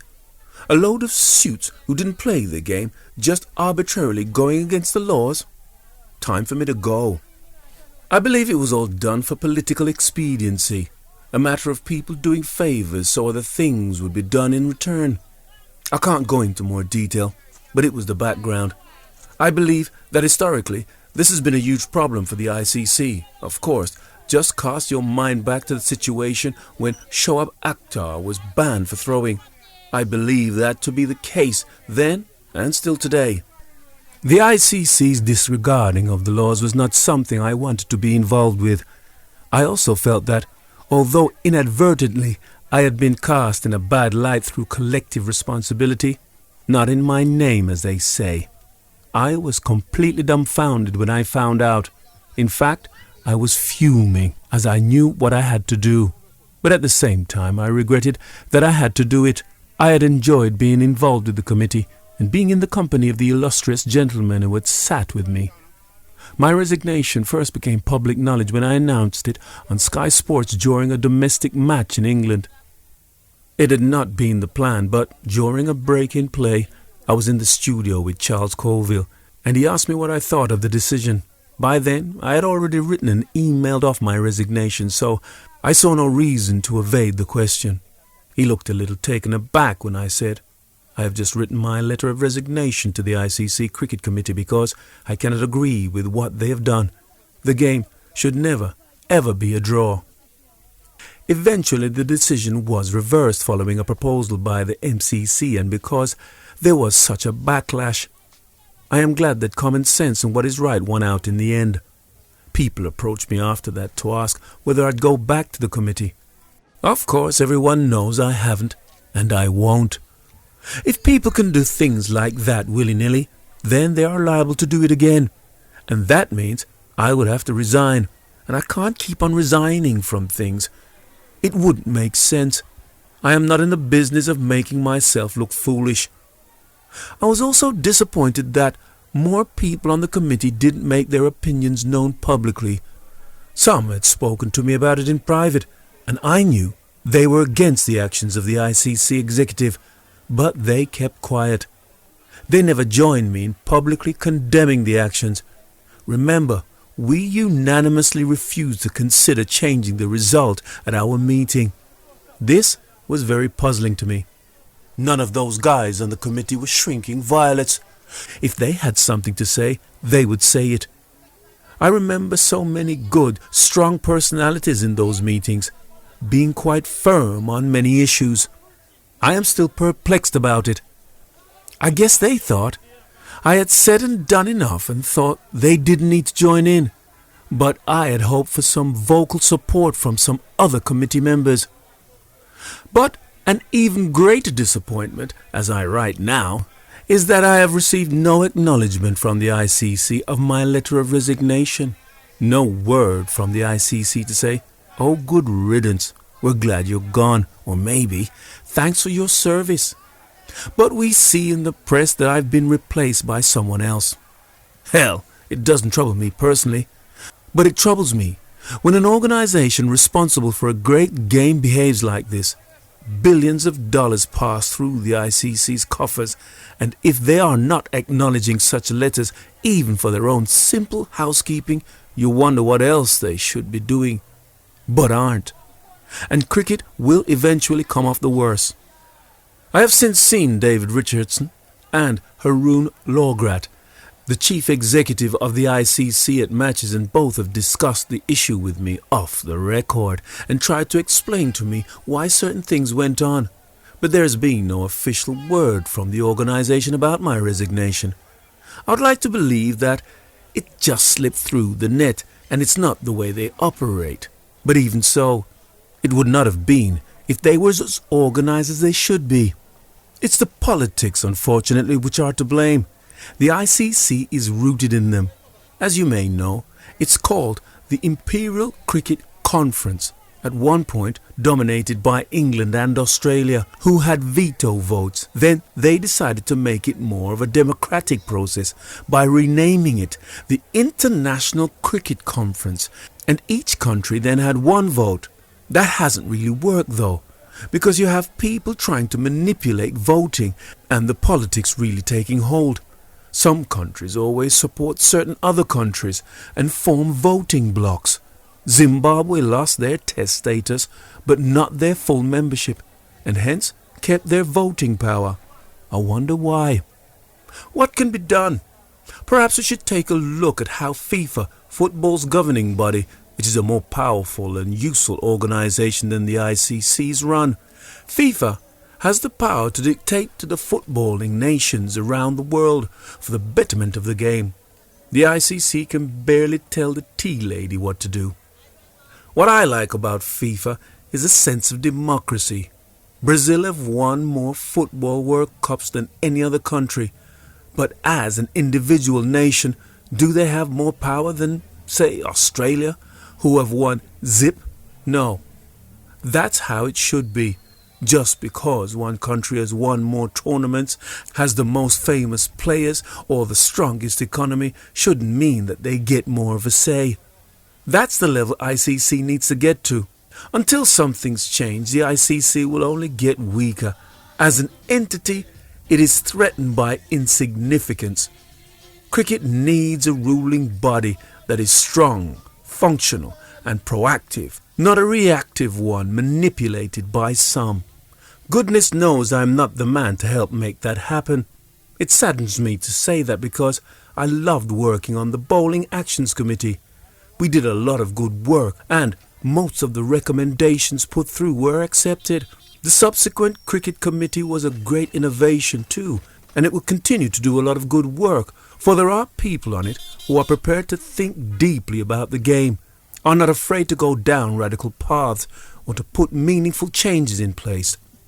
Almost every change you see in the game, whether playing conditions or laws, has been instigated by the Cricket Committee, by people sitting down, analysing and really working hard. The umpire review system is probably the best case in point. The amount of time and effort spent examining those positive, negatives, potential boons and pitfalls were tremendous. It was extensive and nothing was left to chance. When this system gets into full swing, it will work well. The more it is used and the better people understand it, it will work. I have one reservation though. I am hearing through the grapevine that the ICC intends to increase the numbers of referrals allowed by each team. I believe if they have too many, it could encourage frivolous referrals, where teams know they can waste a few, hoping for the best, instead of it being used for what it was created for. That is, to get rid of the really bad mistakes, the howlers. At the moment, teams seem to be using it incorrectly, trying to change decisions that have gone against them and are borderline. If the umpires apply the principles correctly, that is, only ask the on-field umpire to change his decision if there is irrefutable evidence from the technology showing that it was wrong, not if he thought it might be wrong or could be wrong. Then teams will soon understand how to use it properly. It takes understanding from both parties, the players and the umpires. Another positive I can see coming out of this new system is the prospect of home umpires being allowed to officiate again in test matches instead of how it stands at the moment, only ODIs. The independent umpires panel came into force because of the perceived idea that home umpires were making hometown decisions. With the referral system, it won't matter if the standing umpires are from any of the countries involved, because to counter the perceived bias, the third umpire who would be adjudicating on the referrals would be independent of both teams. His final decision could not be seen as being biased towards his team. The situation, I'm sure, would make more umpires more inclined to want to be part of the elite panel, as it would guarantee less time away from home and family. This is something many complain about, and with more umpires to choose from, the better standard of umpiring in the long run, as the cream rises to the top. What about the changes in the one-day game, where you have the power plays and the batting team picking when they can take a power play? That is from the cricket committee as well. It was a great rule change to make the one-day form of the game more exciting, and to get the captain and batsman thinking instead of one or the other dominating. The England versus Pakistan issue aside, the committee has worked well because it is the most democratic process the ICC has ever had in place. The different people from the different shareholdings are not trying to force things through so they can feather their own nest or make things exclusively better for the area they represent. They understand that they are there to listen to all cricket walks of life and come up with solutions for the good of the game and everyone. The umpires were against the review system coming in, but they were able to hear the voices from all these different spheres. Before, they would have only seen their point of view and dug their heels in. Do you know what? Having put these thoughts down in writing, I'm beginning to miss being part of it. I'd love to still do it. But always lurking in the shadows will be the politicians just biding their time before emerging to have their fateful say. As I said, I want to serve this game, but not under those conditions.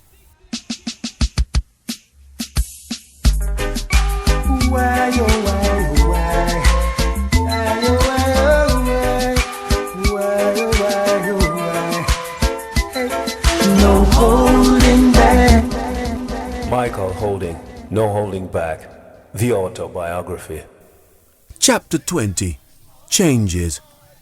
Change is not a word many people like. It makes them feel a little uneasy. What's wrong with the way things were, they might say.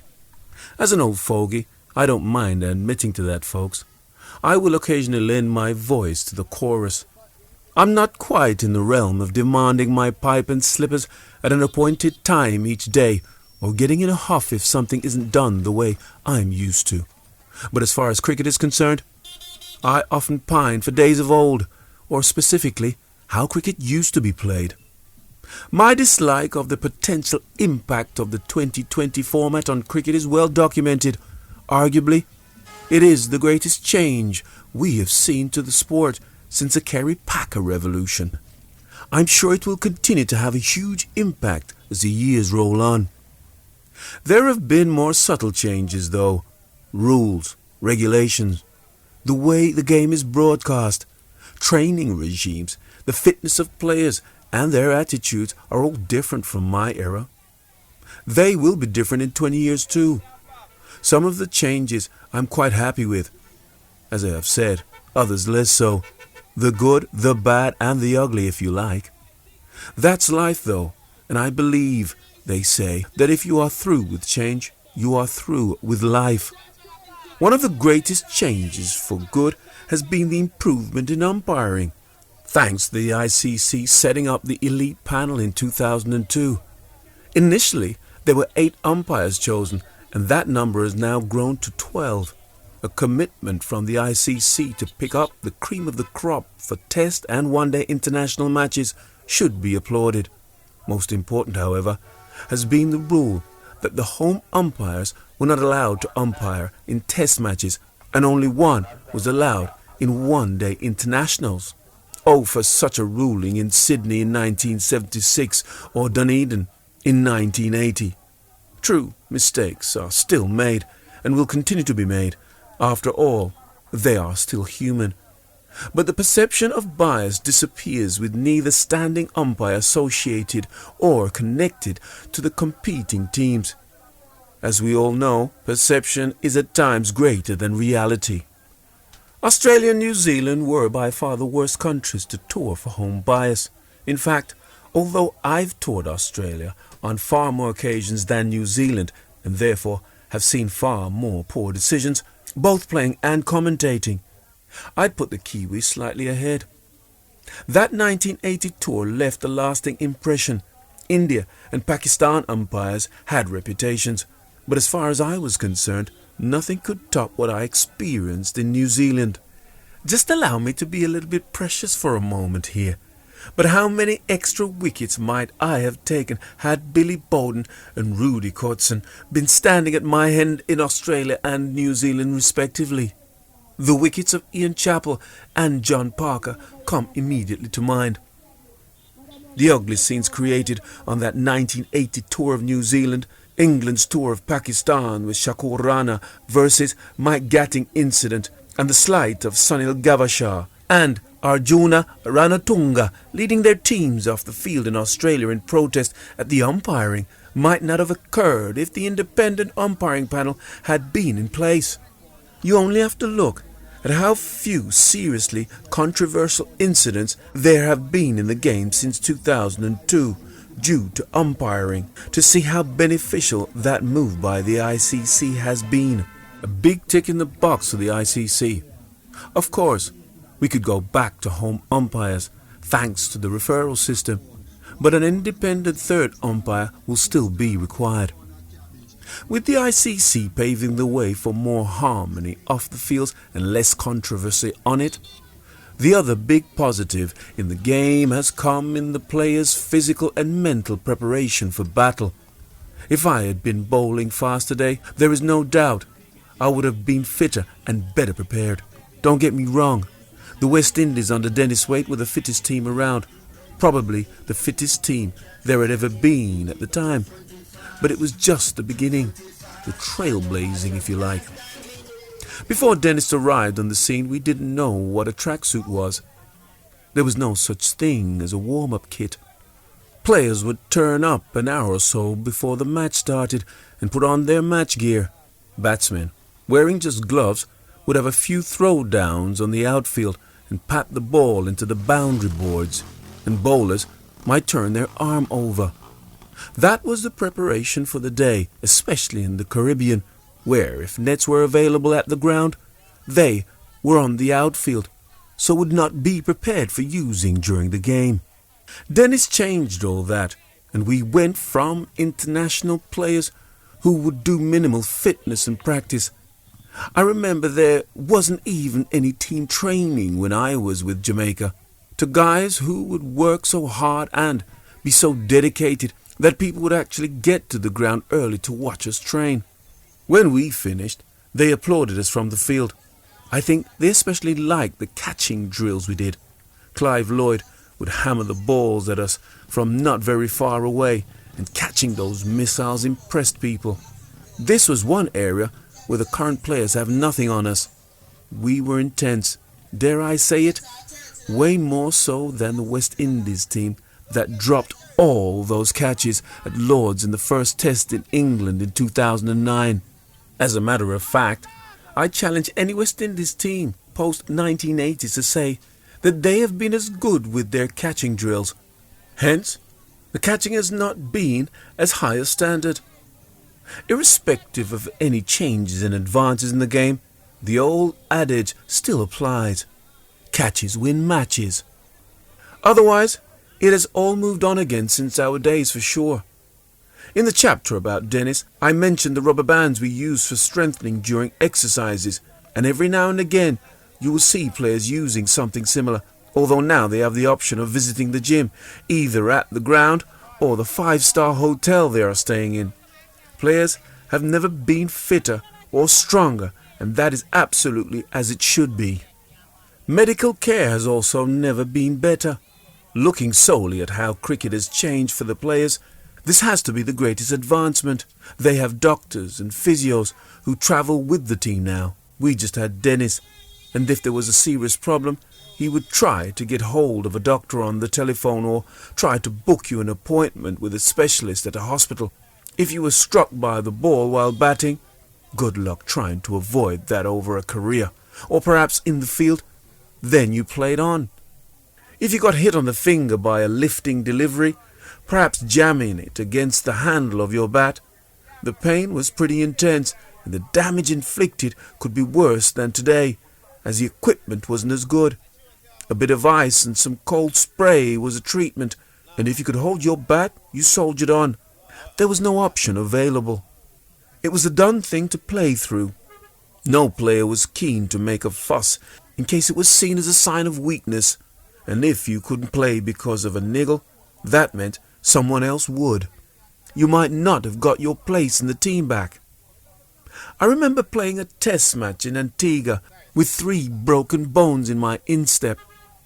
I think it must have been against Australia in 1984, because I was not diagnosed with the breaks until the tour in England later that year, when I was forced to have an X-ray done due to the pain. Every time I slammed the foot down, the pain would shoot through my foot and up my leg. It wasn't swollen or bruised, just very sore. The pain just wouldn't go away, and in fact, nothing showed up on the X-ray until I had a barium X-ray done. I had to drink this radioactive liquid that attached itself to the healing bones and showed up to reveal where the break was. It also showed me where I had broken bones previously which had healed. I had no idea. Of course, there were just hairline fractures in those days. You tried your best to play on as best you could. MRI and CT scans are the norm for the modern player, making sure such injuries are picked up early. The medical people with the international teams are thoroughly professional and do a first-class job of keeping the players in the best possible condition. Any hint of a problem and a full-scale investigation is launched. Quite right. It is the job of the doctors and physios to pick up on these things, so anything less would be a dereliction of duty. However, sometimes you get the impression they are too protective, which leads to some people saying the players are soft for all that pampering they get. I don't necessarily share that view, although there is now a lot more cricket being played at the highest level as a result of better medical care. Careers are being extended, an overwhelmingly positive thing when you have such a short shelf life as a cricketer. Having said that, the old fogey in me is quite pleased that I am not being subjected to all those doctors poking and prodding. A lot of the time, they would have told me that I wasn't fit enough and I was someone who wanted to play all the time. For example, remember when the so-called experts told me that I had glandular fever in that England tour of 1976? They wanted to send me home. This guy can't complete a tour, they said. Had that happened today, I would definitely have been sitting at home with my feet up, because players have no say in it. The doctor's advice comes before players' opinions, as it should. That's their job. But never would I have taken those 14 wickets at the Oval, and who knows what would have become of my career. Phew, I'm getting in a sweat just thinking about it. What I would have welcomed was the in-depth cricketing analysis provided by specialists who must be boggle-eyed with all the staring they do at laptops. They can tell you the strengths and weaknesses of the opposition and break it down into individual players. This batsman scores 70% of his runs on the onside, and so has been caught in the slips 25% of the time. Fantastic stuff. I would have enjoyed being told that sort of information about a batsman I was going to bowl at. We had our plans, of course. We would gather for a team meeting and go through the guys who we thought might cause us a problem, and mull over ideas about how to deal with them. A lot of the time, I would rely on my memory bank, checking it for how or my teammate got him out last time. This guy is vulnerable outside off. This one doesn't like it in his ribs. Or don't give him anything to cut. The last example, we often found out the hard way in a match situation instead of a boffin printing out a graph to let us know before we've even laid eyes on our opponent. I would like to see what one of these analyses would have recommended about me. Hearsay and memory were probably the best route to go down when I was at the crease. Still, I suppose all the pie charts and percentage figures would still have told him that with my bat approaching 3 pounds, all I liked to do was stand there, swing through the line of the ball, and go down the ground. I didn't fancy picking up the bat too high. A cutter or a hooker I was not. But then again, my batting wouldn't be something they would have spent much time on. Off the field there have been advantages in the way cricket is broadcast. This has been a major fillip for the sport. Years ago, there actually wasn't that much cricket on television, and viewers would get their view of the action from one end only, from the top of the stand and with no close-ups. It wasn't until the Packer Revolution that things started to change. I don't need to tell you what has happened since. But suffice to say, all the improvements have not only enhanced the enjoyment of the viewer sitting in his or her armchair, but their realization of what exactly cricketers go through.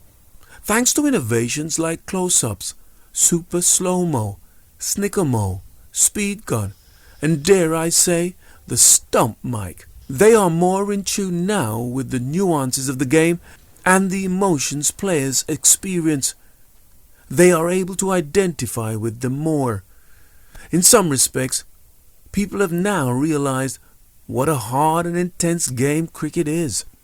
I have a very sketchy memory of me and my West Indian fast bowling colleagues being asked by the Sun newspaper on a tour to England. I think it might have been the 1980 trip, to bowl at a fridge, and they would then measure the indent the ball left. Now I am sure this was not to work out how fast we bowled, and may I recall on this vague enough anyway, but it must have had something to do with trying to illustrate what international cricket was like in the middle at the time, against the fastest bowlers in the world. You wouldn't need a gimmick like that today. If all the examples I've mentioned above are the good examples we've witnessed, then it's time to discuss the bad. Firstly, walking. The act of a batsman not waiting for the umpire to give him out when he knows he is, and sledging, are two of the most controversial topics in cricket. They are the relatively fresh ones in terms of the history of the game. It is all down to player behaviour, which is not as good as it could be, or has been in the past. I think everybody is aware of the fact that I have been annoyed by batsmen no longer walking. You would say that. You're a bowler. Will be the charge against me. But hold on. Batsman, bowler or specialist fielder should all be united in wanting the correct decision to be made. Walking is now a rare sight.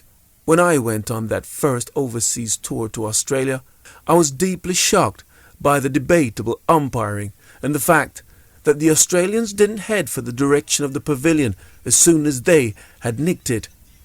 In England, it was a different story.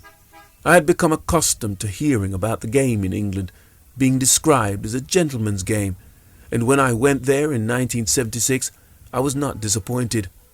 9 times out of 10, batsmen would walk, and when the odd one out, if you'll excuse the pun, didn't, it was frowned upon. The batsman achieved almost instant pariah status, and his reputation made the rounds. Over the years, this has changed dramatically all over the world too. It's probably the other way around now, with 1 in 10 walking. Cricketers will tell you that umpires are there to do a job, and they are not doing it for them. Others say it's a swings and roundabout situation. One day you'll get a bad decision, the next day you'll get away with one. It all evens itself out in the end. I don't believe in either argument. What I believe in is getting as many umpiring decisions right as possible. Surely cricketers would want the same. Walking would help to achieve that. In spite of the batsman's refusal to tuck his bat under his arm and turn on his heels, we are getting closer to that. The elite panel has helped, So too has the referral system that was introduced by the ICC in test matches in 2009. I was delighted to see when this was announced because, in the interests of fairness, it is vital that you get as much accuracy as possible. You may recall it was used on an experiential basis in the West Indies versus England series that same year in the Caribbean. A lot of people got rather hot under the collar about it because they reckoned that mistakes, and blatant mistakes, were being made.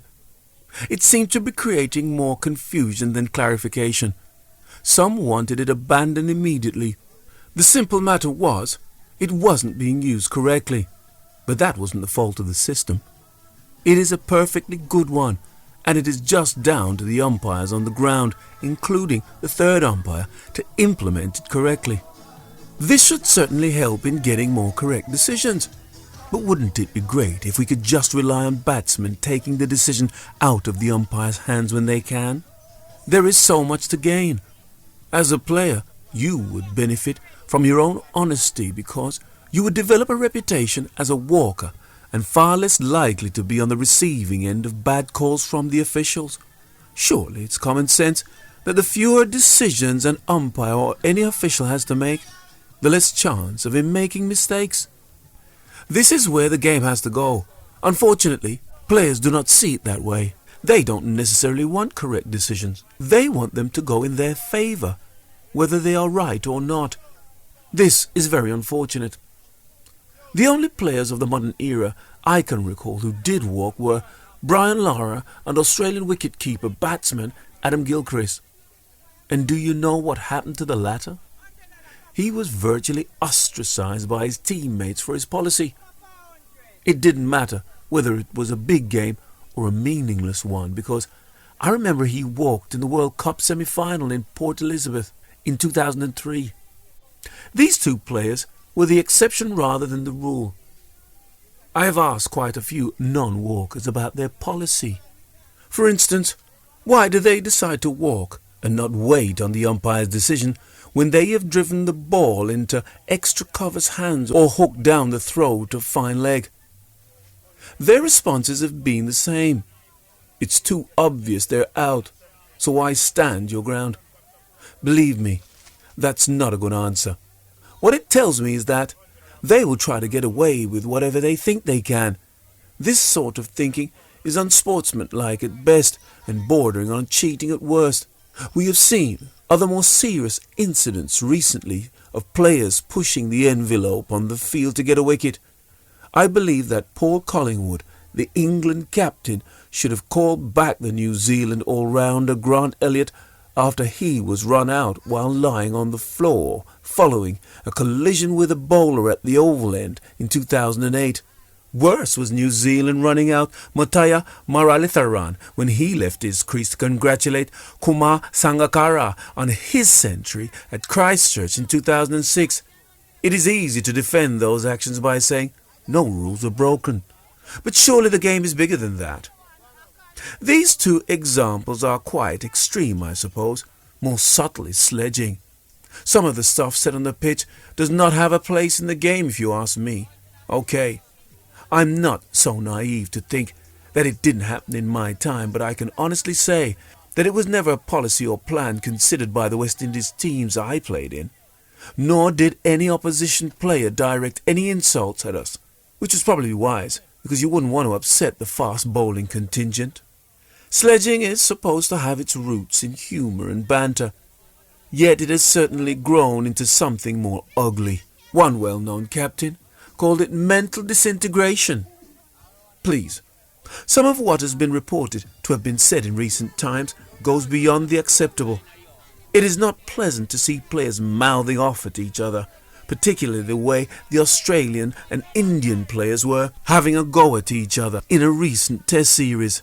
The name-calling in that match actually made more headlines than the cricket.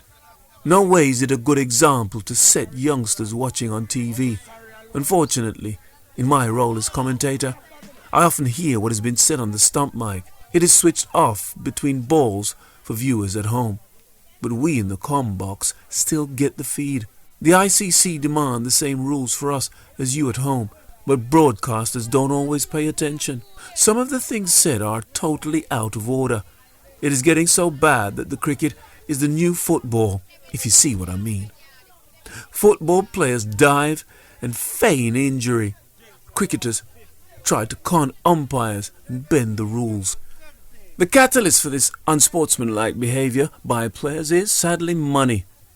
It's not the sole motivation, but sure as hell, it is at the end of the line. With the game money mad, there is more pressure on players than ever before to win a match. It is the win at all costs attitude that is eroding standards. It doesn't have to, though. Golfing standards haven't fallen as prize money has escalated. I would say that the ICC has tried to clamp down on sledging. They have made a pretty good job of it too. The code of conduct has reined players in somewhat, and the umpires are stepping in every now and again. I suggested once at an ICC cricket committee meeting that the umpires should have red and yellow cards to dish out to badly behaved players. Obvious attempts to mislead officials, I'll stop short of calling it cheating, should warrant a yellow card. Of course my idea was never taken up, but if cricket is becoming more and more like football, why not adopt some of the rules that FIFA has implemented to make things fairer? It all comes down to that magnificent saying, "It's just not cricket," which is known around the world and was even once used in a speech by Kofi Annan when he was the head of the United Nations.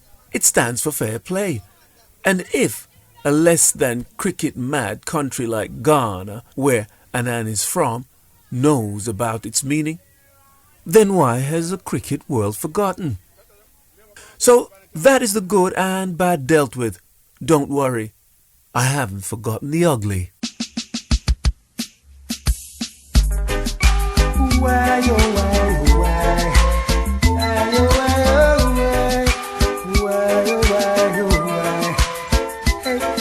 No holding back. Michael Holding, No Holding Back, the autobiography. Chapter 21. The Future. If 2020 is the greatest change the game has seen, then I believe it also poses the greatest threat to its bedrock, Test cricket. I have genuine fears for the future of the 5-day game, and if there is a question mark over that, there also has to be doubts over cricket in general. 2020 was conceived in 2003 in England, where a domestic league cup was set up. The ECB hoped that it would provide a much-needed cash boost to the 18 county teams, while the pundits and supporters thought it was just a bit of family fun. After all, it wasn't proper cricket. Batsmen tried to hit the ball out of the ground as much as possible, and bowlers were reduced to being cannon fodder. Even back then I was not a fan of it. I thought it was gimmicky, and was an example of cricket dumbing down for the masses. But even I would have been surprised if, in the first year, someone had said to me, "One day players will choose to play this over Test cricket." But then again, I would not have envisaged the amount of money being thrown at the shortest form of the game. That's exactly what happened. As mentioned earlier, in 2009, a captain of a leading cricket nation said that he wouldn't be upset if Test cricket died, and that he preferred playing 2020. Although Chris Gale tried to play down the comments later when he realized the furore it had created, he only said what others were thinking and probably haven't been brave enough to say. Earlier that English summer, he had arrived 2 days before the start of West Indies' first test against England at Lord's, having stayed back later than originally planned to play a match for his Indian Premier League IPL team. That was not right. The rewards for that extra game had clearly come first. Dwayne Bravo, an all-rounder, didn't turn up at all. The West Indies Cricket Board received a medical report to the effect that he was injured and not fit enough to play Test cricket, so didn't pick him for the tour, but allowed him to go and play in the IPL. If he was fit to play in the IPL, why wasn't he not playing for West Indies? Is playing in the IPL that physically easier than playing Test cricket? The number of cricketers who have reported various injuries coming out of the IPL season would suggest the contrary to me. Another question: if there was no IPL, would Dwayne Bravo have toured the UK with the West Indies team? I'll have to try to bite my tongue here, but you get my point about players pushing Test to the back of the queue. It's not my intention to use Chris's words to criticize or belittle him. It is his opinion, and he had every right to say what he thought, and I repeat, there are probably others who think the same but don't say it. In a way, we should be thankful for hearing what he had to say, because he has highlighted exactly why cricket's future could be very dark indeed. Thanks to the emergence of first the Indian Cricket League and later the Indian Premier League, which started paying out huge sums of money for players, the signatures of Kevin Peterson and Andrew Flintoff cost an incredible $1.5 million each. The importance of Test cricket is being diminished. Players have taken their eye off the red ball, instead being captivated by all the trappings the white ball offers. You can't blame them. It's a shorter career, and if a guy gets the opportunity to go for the jackpot contract in India instead of working his socks off in a 5-day game where it is far harder to make an impression, then obviously he's going to take it. I have no problem with 2020 cricket being part of the cricketing landscape. We have seen that there is enough interest around the world to justify it, and it can work quite comfortably alongside 50 overs games and tests. There is enough room in the calendar for all of them, if structured properly. The problem is the money and the greed that surrounds the domestic 2020 leagues. If players continue to be attracted by the mighty dollar, then 50 over and test cricket will suffer. It is these two forms where the players build their reputations, particularly Test cricket. Players are nothing without Test cricket, and initially the ICL and IPL made a beeline for the Test players because they were the most famous. For an obvious reason, their appeal to the masses. The objective was to sign the big names, whether they were suited to that form of the game or not. The eventual team selections in some cases demonstrated this. You had a great Test player like Glenn McGrath not even being able to get a game for his team in the IPL in the second season, and Paul Collingwood, a decent Test batsman, was only asked to carry the drinks. If that isn't a big negative, then try this. How many cricketers have brought their Test careers to a permanent end when the clear choice became evident? Represent your country or go for the big bucks in India. It doesn't say a great deal for 2020 as it is structured now, nor will it do much for the longevity of Test cricket. So what can we do? The debate has been fast and furious, and it is continuous with no real answers so far. Some say that 50 over cricket is finished and that it should be discarded. I don't agree. There are even a few saying there is no need for Test cricket as there are too many draws and it's boring. They couldn't have watched the first Ashes Test in 2009 at Cardiff if they are of such opinion, and that's just a recent example. There have been many others. There is a far more simple solution. The ICC need a kick in the backside to make them wake up to what is happening in the game they are supposed to govern. At the moment, the ICC is guilty of the serious crime of not doing its job. They need to start paying more than lip service to safeguarding the future of Test. Try to slow the gold rush in domestic 2020 leagues and the old chestnut. Play less but more meaningful cricket. It sure is a challenge, but one that must be won. So let's start here. The ICC officials talk a load of hot air about the sanctity of Test cricket. They talk the talk, but don't walk the walk. If they were serious about keeping Test cricket sacred, how can they stand by and allow a Test cricketer to earn X dollars per year, while a 2020 guy earns triple X dollars? I'm fine with the 2020 bringing more money into the game, so as long as it's distributed fairly. But the consistently skewed earning power between the two inevitably means that people will choose the shorter game.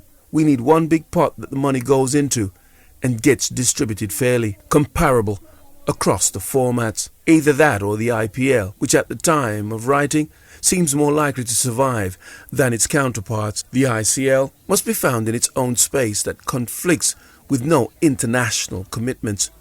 The ICC need to stand up to the Indian board and money men and make it happen, because you will never see those domestic tournaments clashing with India's international commitments. Not one Indian cricketer has been faced with the choice of the IPL or their country. The ICC may say they don't have that sort of power. I don't know their constitution. But if it is correct, it needs to go and have a word with FIFA. What would be even better would be for the BCCI, Board of Control for Cricket in India, to accept that there is some damage being done and work with the ICC and other cricketing boards across the world to solve the problem. I tire of reading certain comments from the subcontinent chastising anyone who says negative things about the IPL. The usual comeback from India is that it supplies the majority of the money available to the game. The power base has now changed, and the rest of the world had better accept the situation. How did England and Australia behave when they had all the power, they ask. To that I say this: a few may not agree, but one of the greatest men to ever have walked the earth in my lifetime is Nelson Mandela. He and his people suffered tremendously under the apartheid regime, but when he took over the mantle of governing South Africa, he did not vindictively return the favour to the opposition, which would probably have sent South Africa into chaos and terminal decline. Instead, he charted a way forward that started with forgiveness and inclusiveness, bringing about a smooth transition instead of possible revenge and bloodshed. Maybe some folk in cricket administration can learn something from that great man. Giving the IPL its own space would do a great deal to help Test cricket, as with the ICC and certain other administrators getting it into their heads that what Tests do not need is a gimmick to be attractive to people.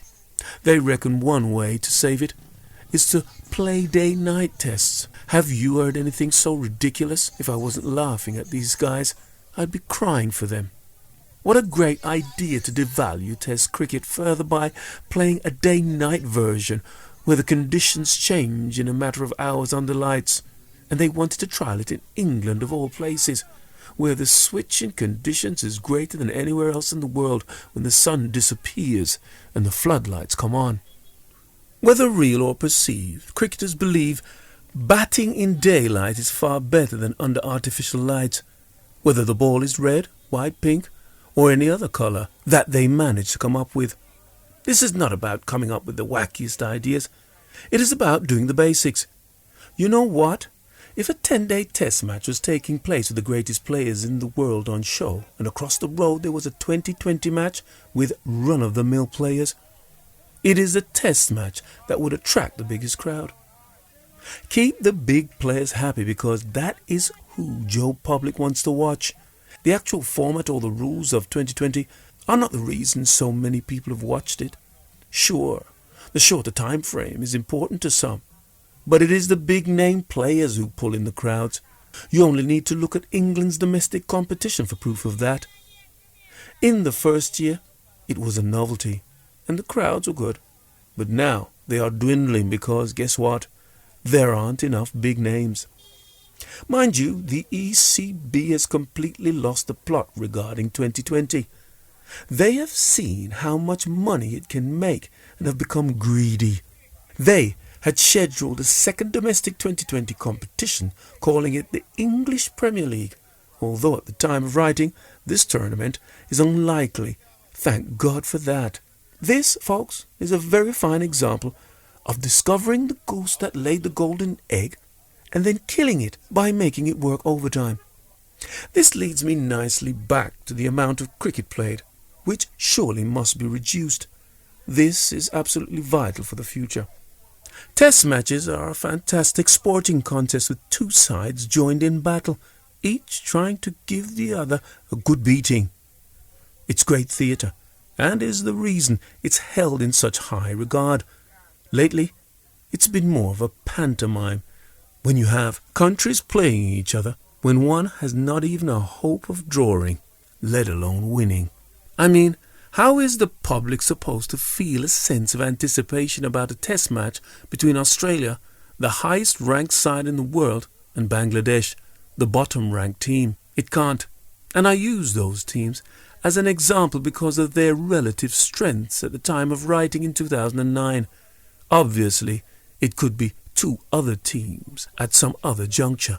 Yet the ICC is asking these countries to play each other home and away every 4 years. Crazy. As things stand right now, Test cricket is being devalued by some of these encounters. When I was with the ICC Cricket Committee, I wanted to see certain teams which had Test run status but played to the standard of associate members lose their full membership. But surprise, surprise, it didn't happen. There were certain countries that wanted the status quo to remain for political reasons. You see, full membership allows certain privileges, like a vote on issues coming up in front of the board, and certain votes could not afford to be lost. It's all political. Okay, it hasn't happened, and more than likely never will. But there are other options. At the moment, the ICC has ranking systems for both Tests and ODIs. Why not use those rankings to determine 2 leagues within each discipline? The Future Tours program is then scheduled from the top 6 teams, which play each other home and away within the same 4-year period, but only have to play the other teams below the top 6 once, maybe at the home venue of that lower team. This would ensure meaningful test matches and preserve the integrity of the game at the highest level. It would also ensure less cricket. It would ensure interest when the supposed minnows, for want of a better term, take on the big boys. Gate receipts would be guaranteed, and there would be no loss of television interest because the minnows would be playing at home. The teams below the top 6 would also have their Future Tours program within the same 4-year period. And, of course, there would have to be a promotion and demotion system worked out so that as countries improve and others deteriorate, there is an interchange. Such a format would raise the bar for standards.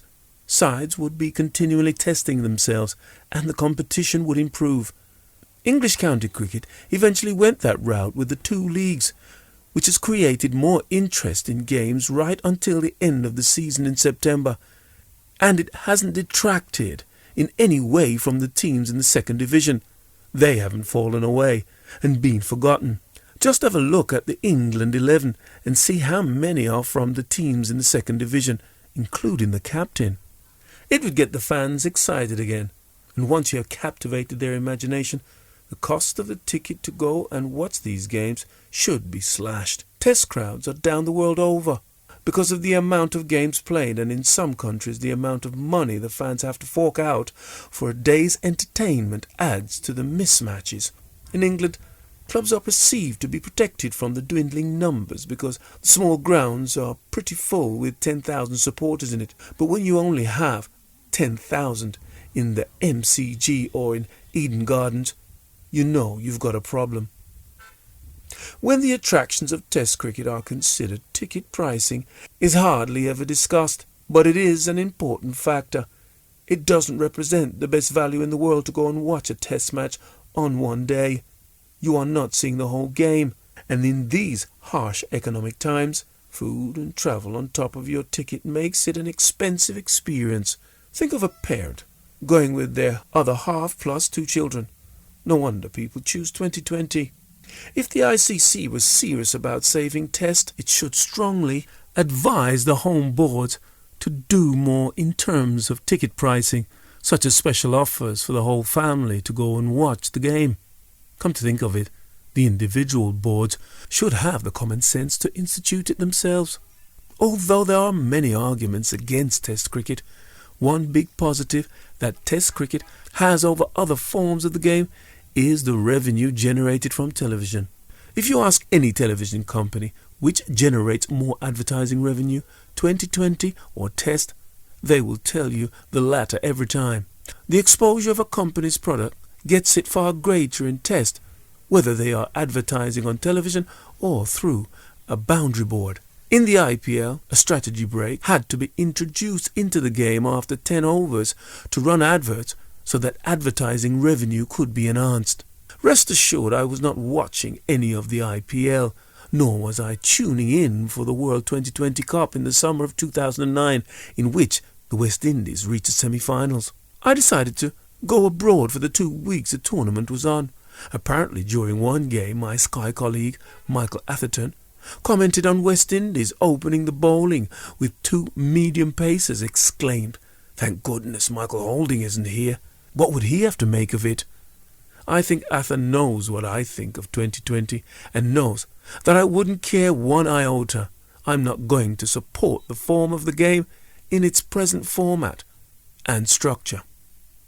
I suppose if you believe that a country's performance in 2020 is worthwhile, you could say that West Indies did well, but it was entirely predictable that the players showed more gusto in the competition than in the Test series in England that same year.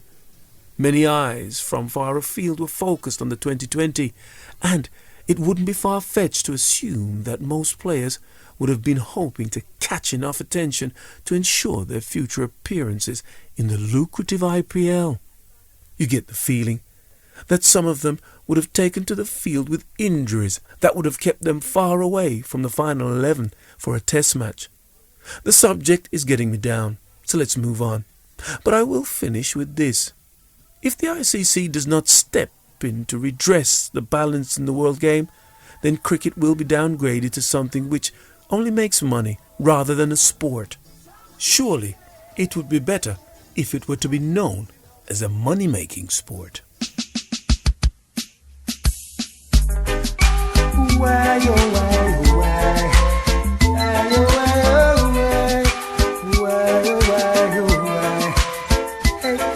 No holding back. Michael Holding, No Holding Back, the autobiography.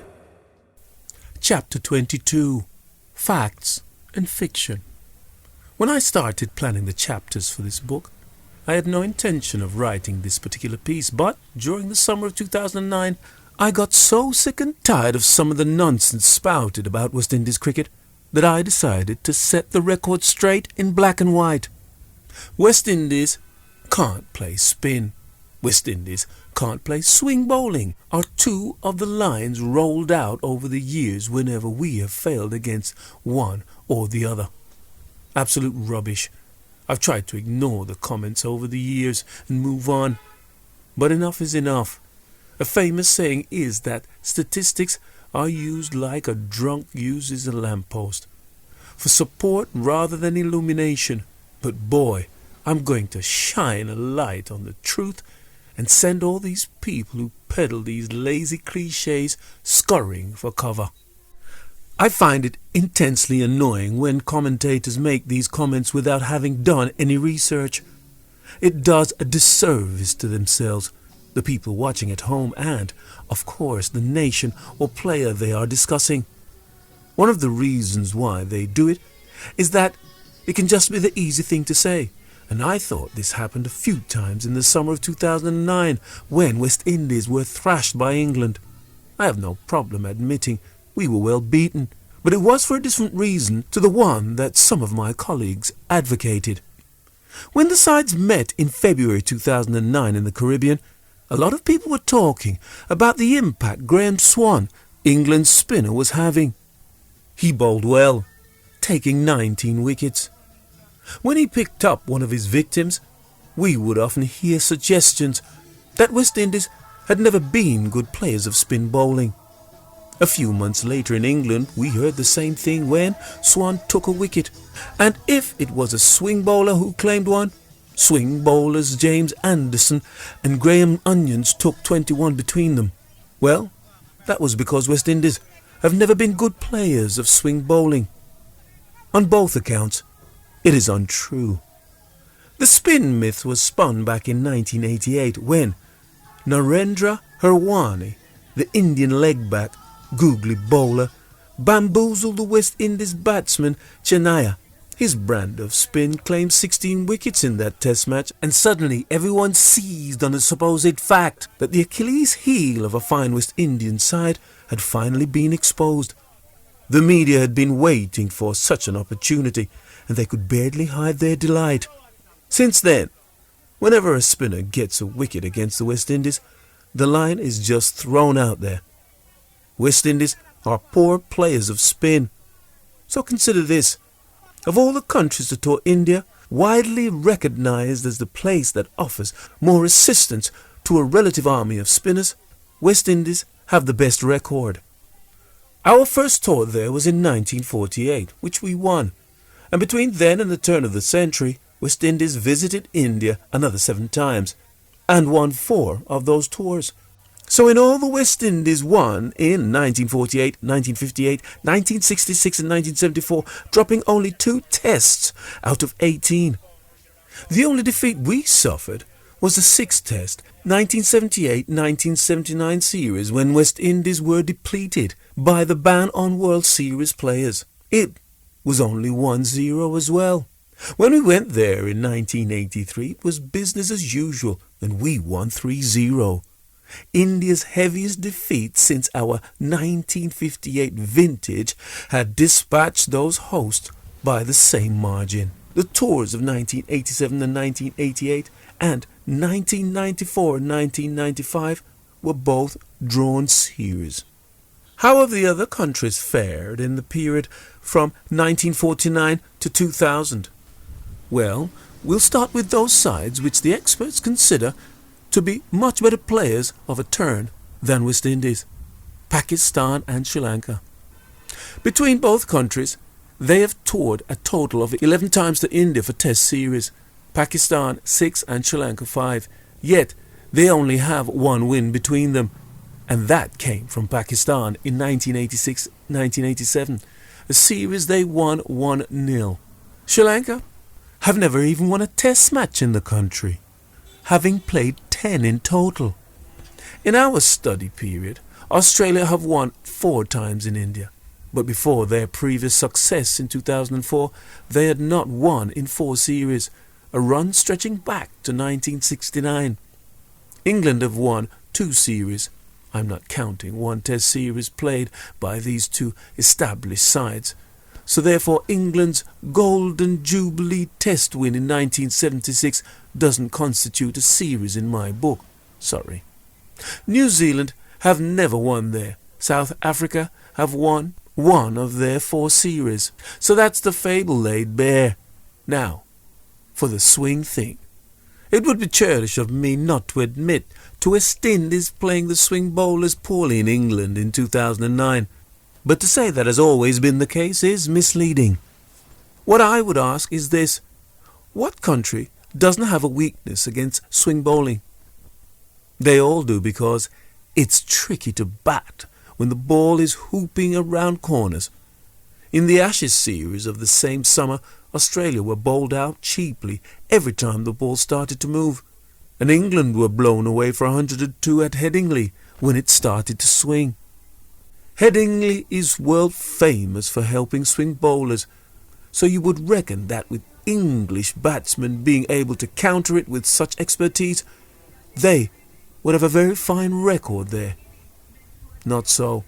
It is their second least successful home ground.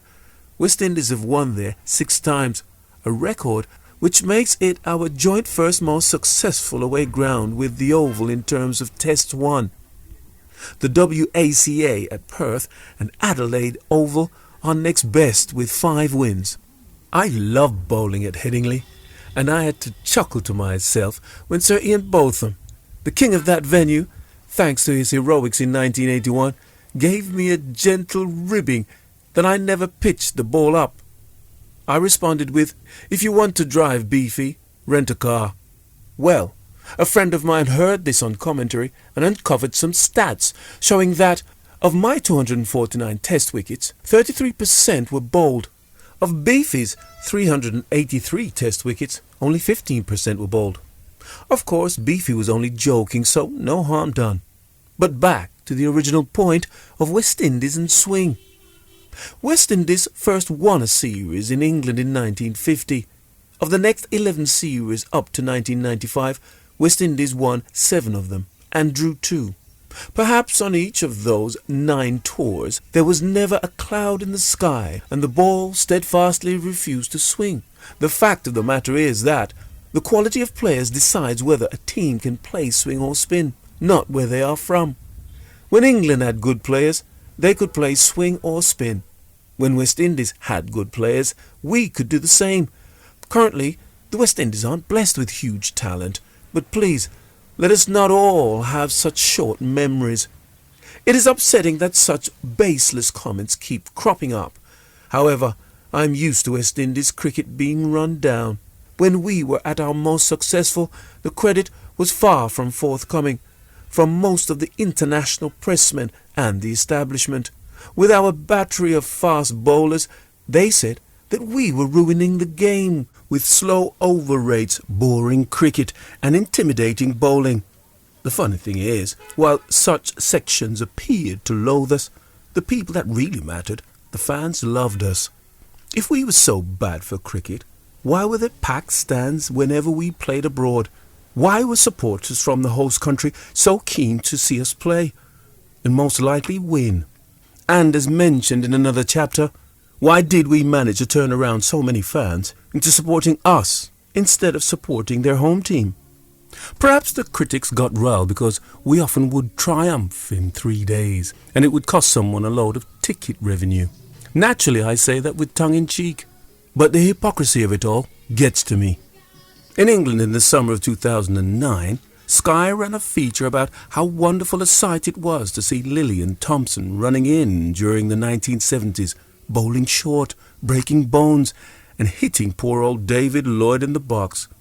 It was a great sight. Sorry, Bumble. But I remember watching it and thinking, when we did it, we never got this sort of romantic reaction. You would have to ask the press guys why they were so against us. There were many, and shall remain nameless, and they know who they are. But one will be named, David Frith. Personally, I've never had a problem with this gentleman. In fact, I have hardly had any personal interaction with him. But when you're writing in the Wisden, considered pretty much the Bible of cricket, I think you've got to be fair-minded and objective, and the following account didn't convince me of that.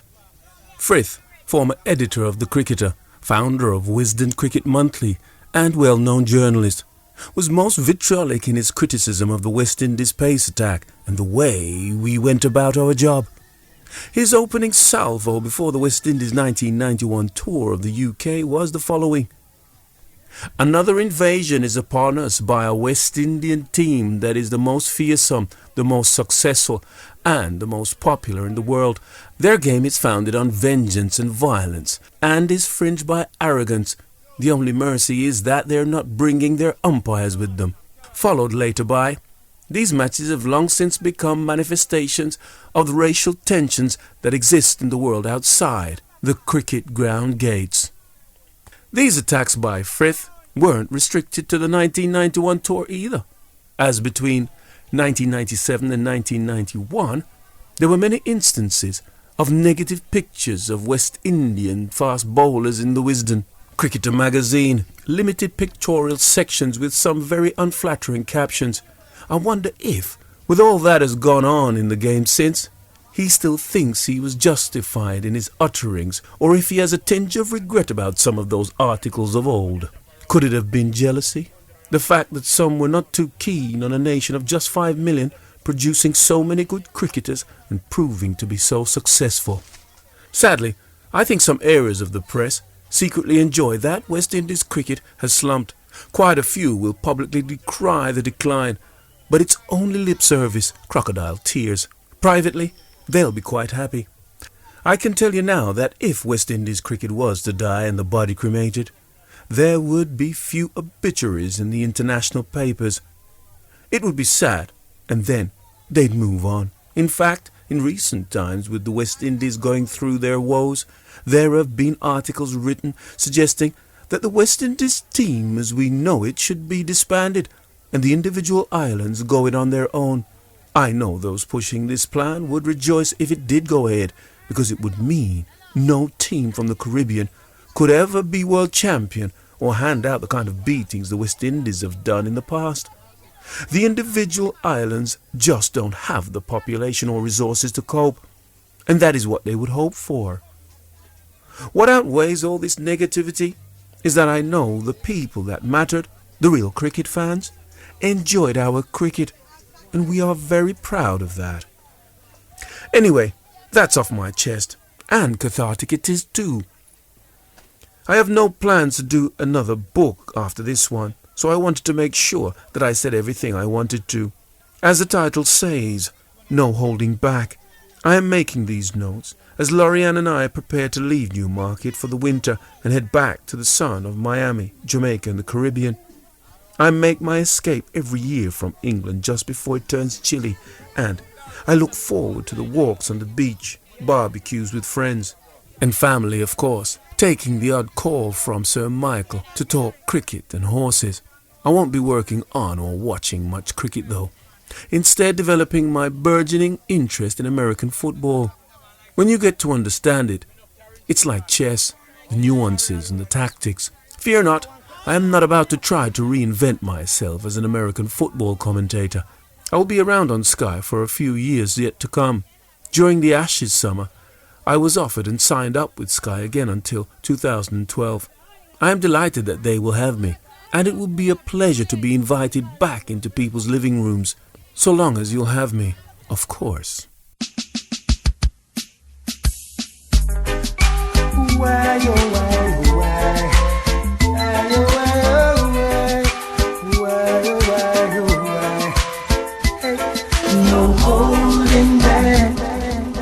Michael Holding, No Holding Back, the autobiography.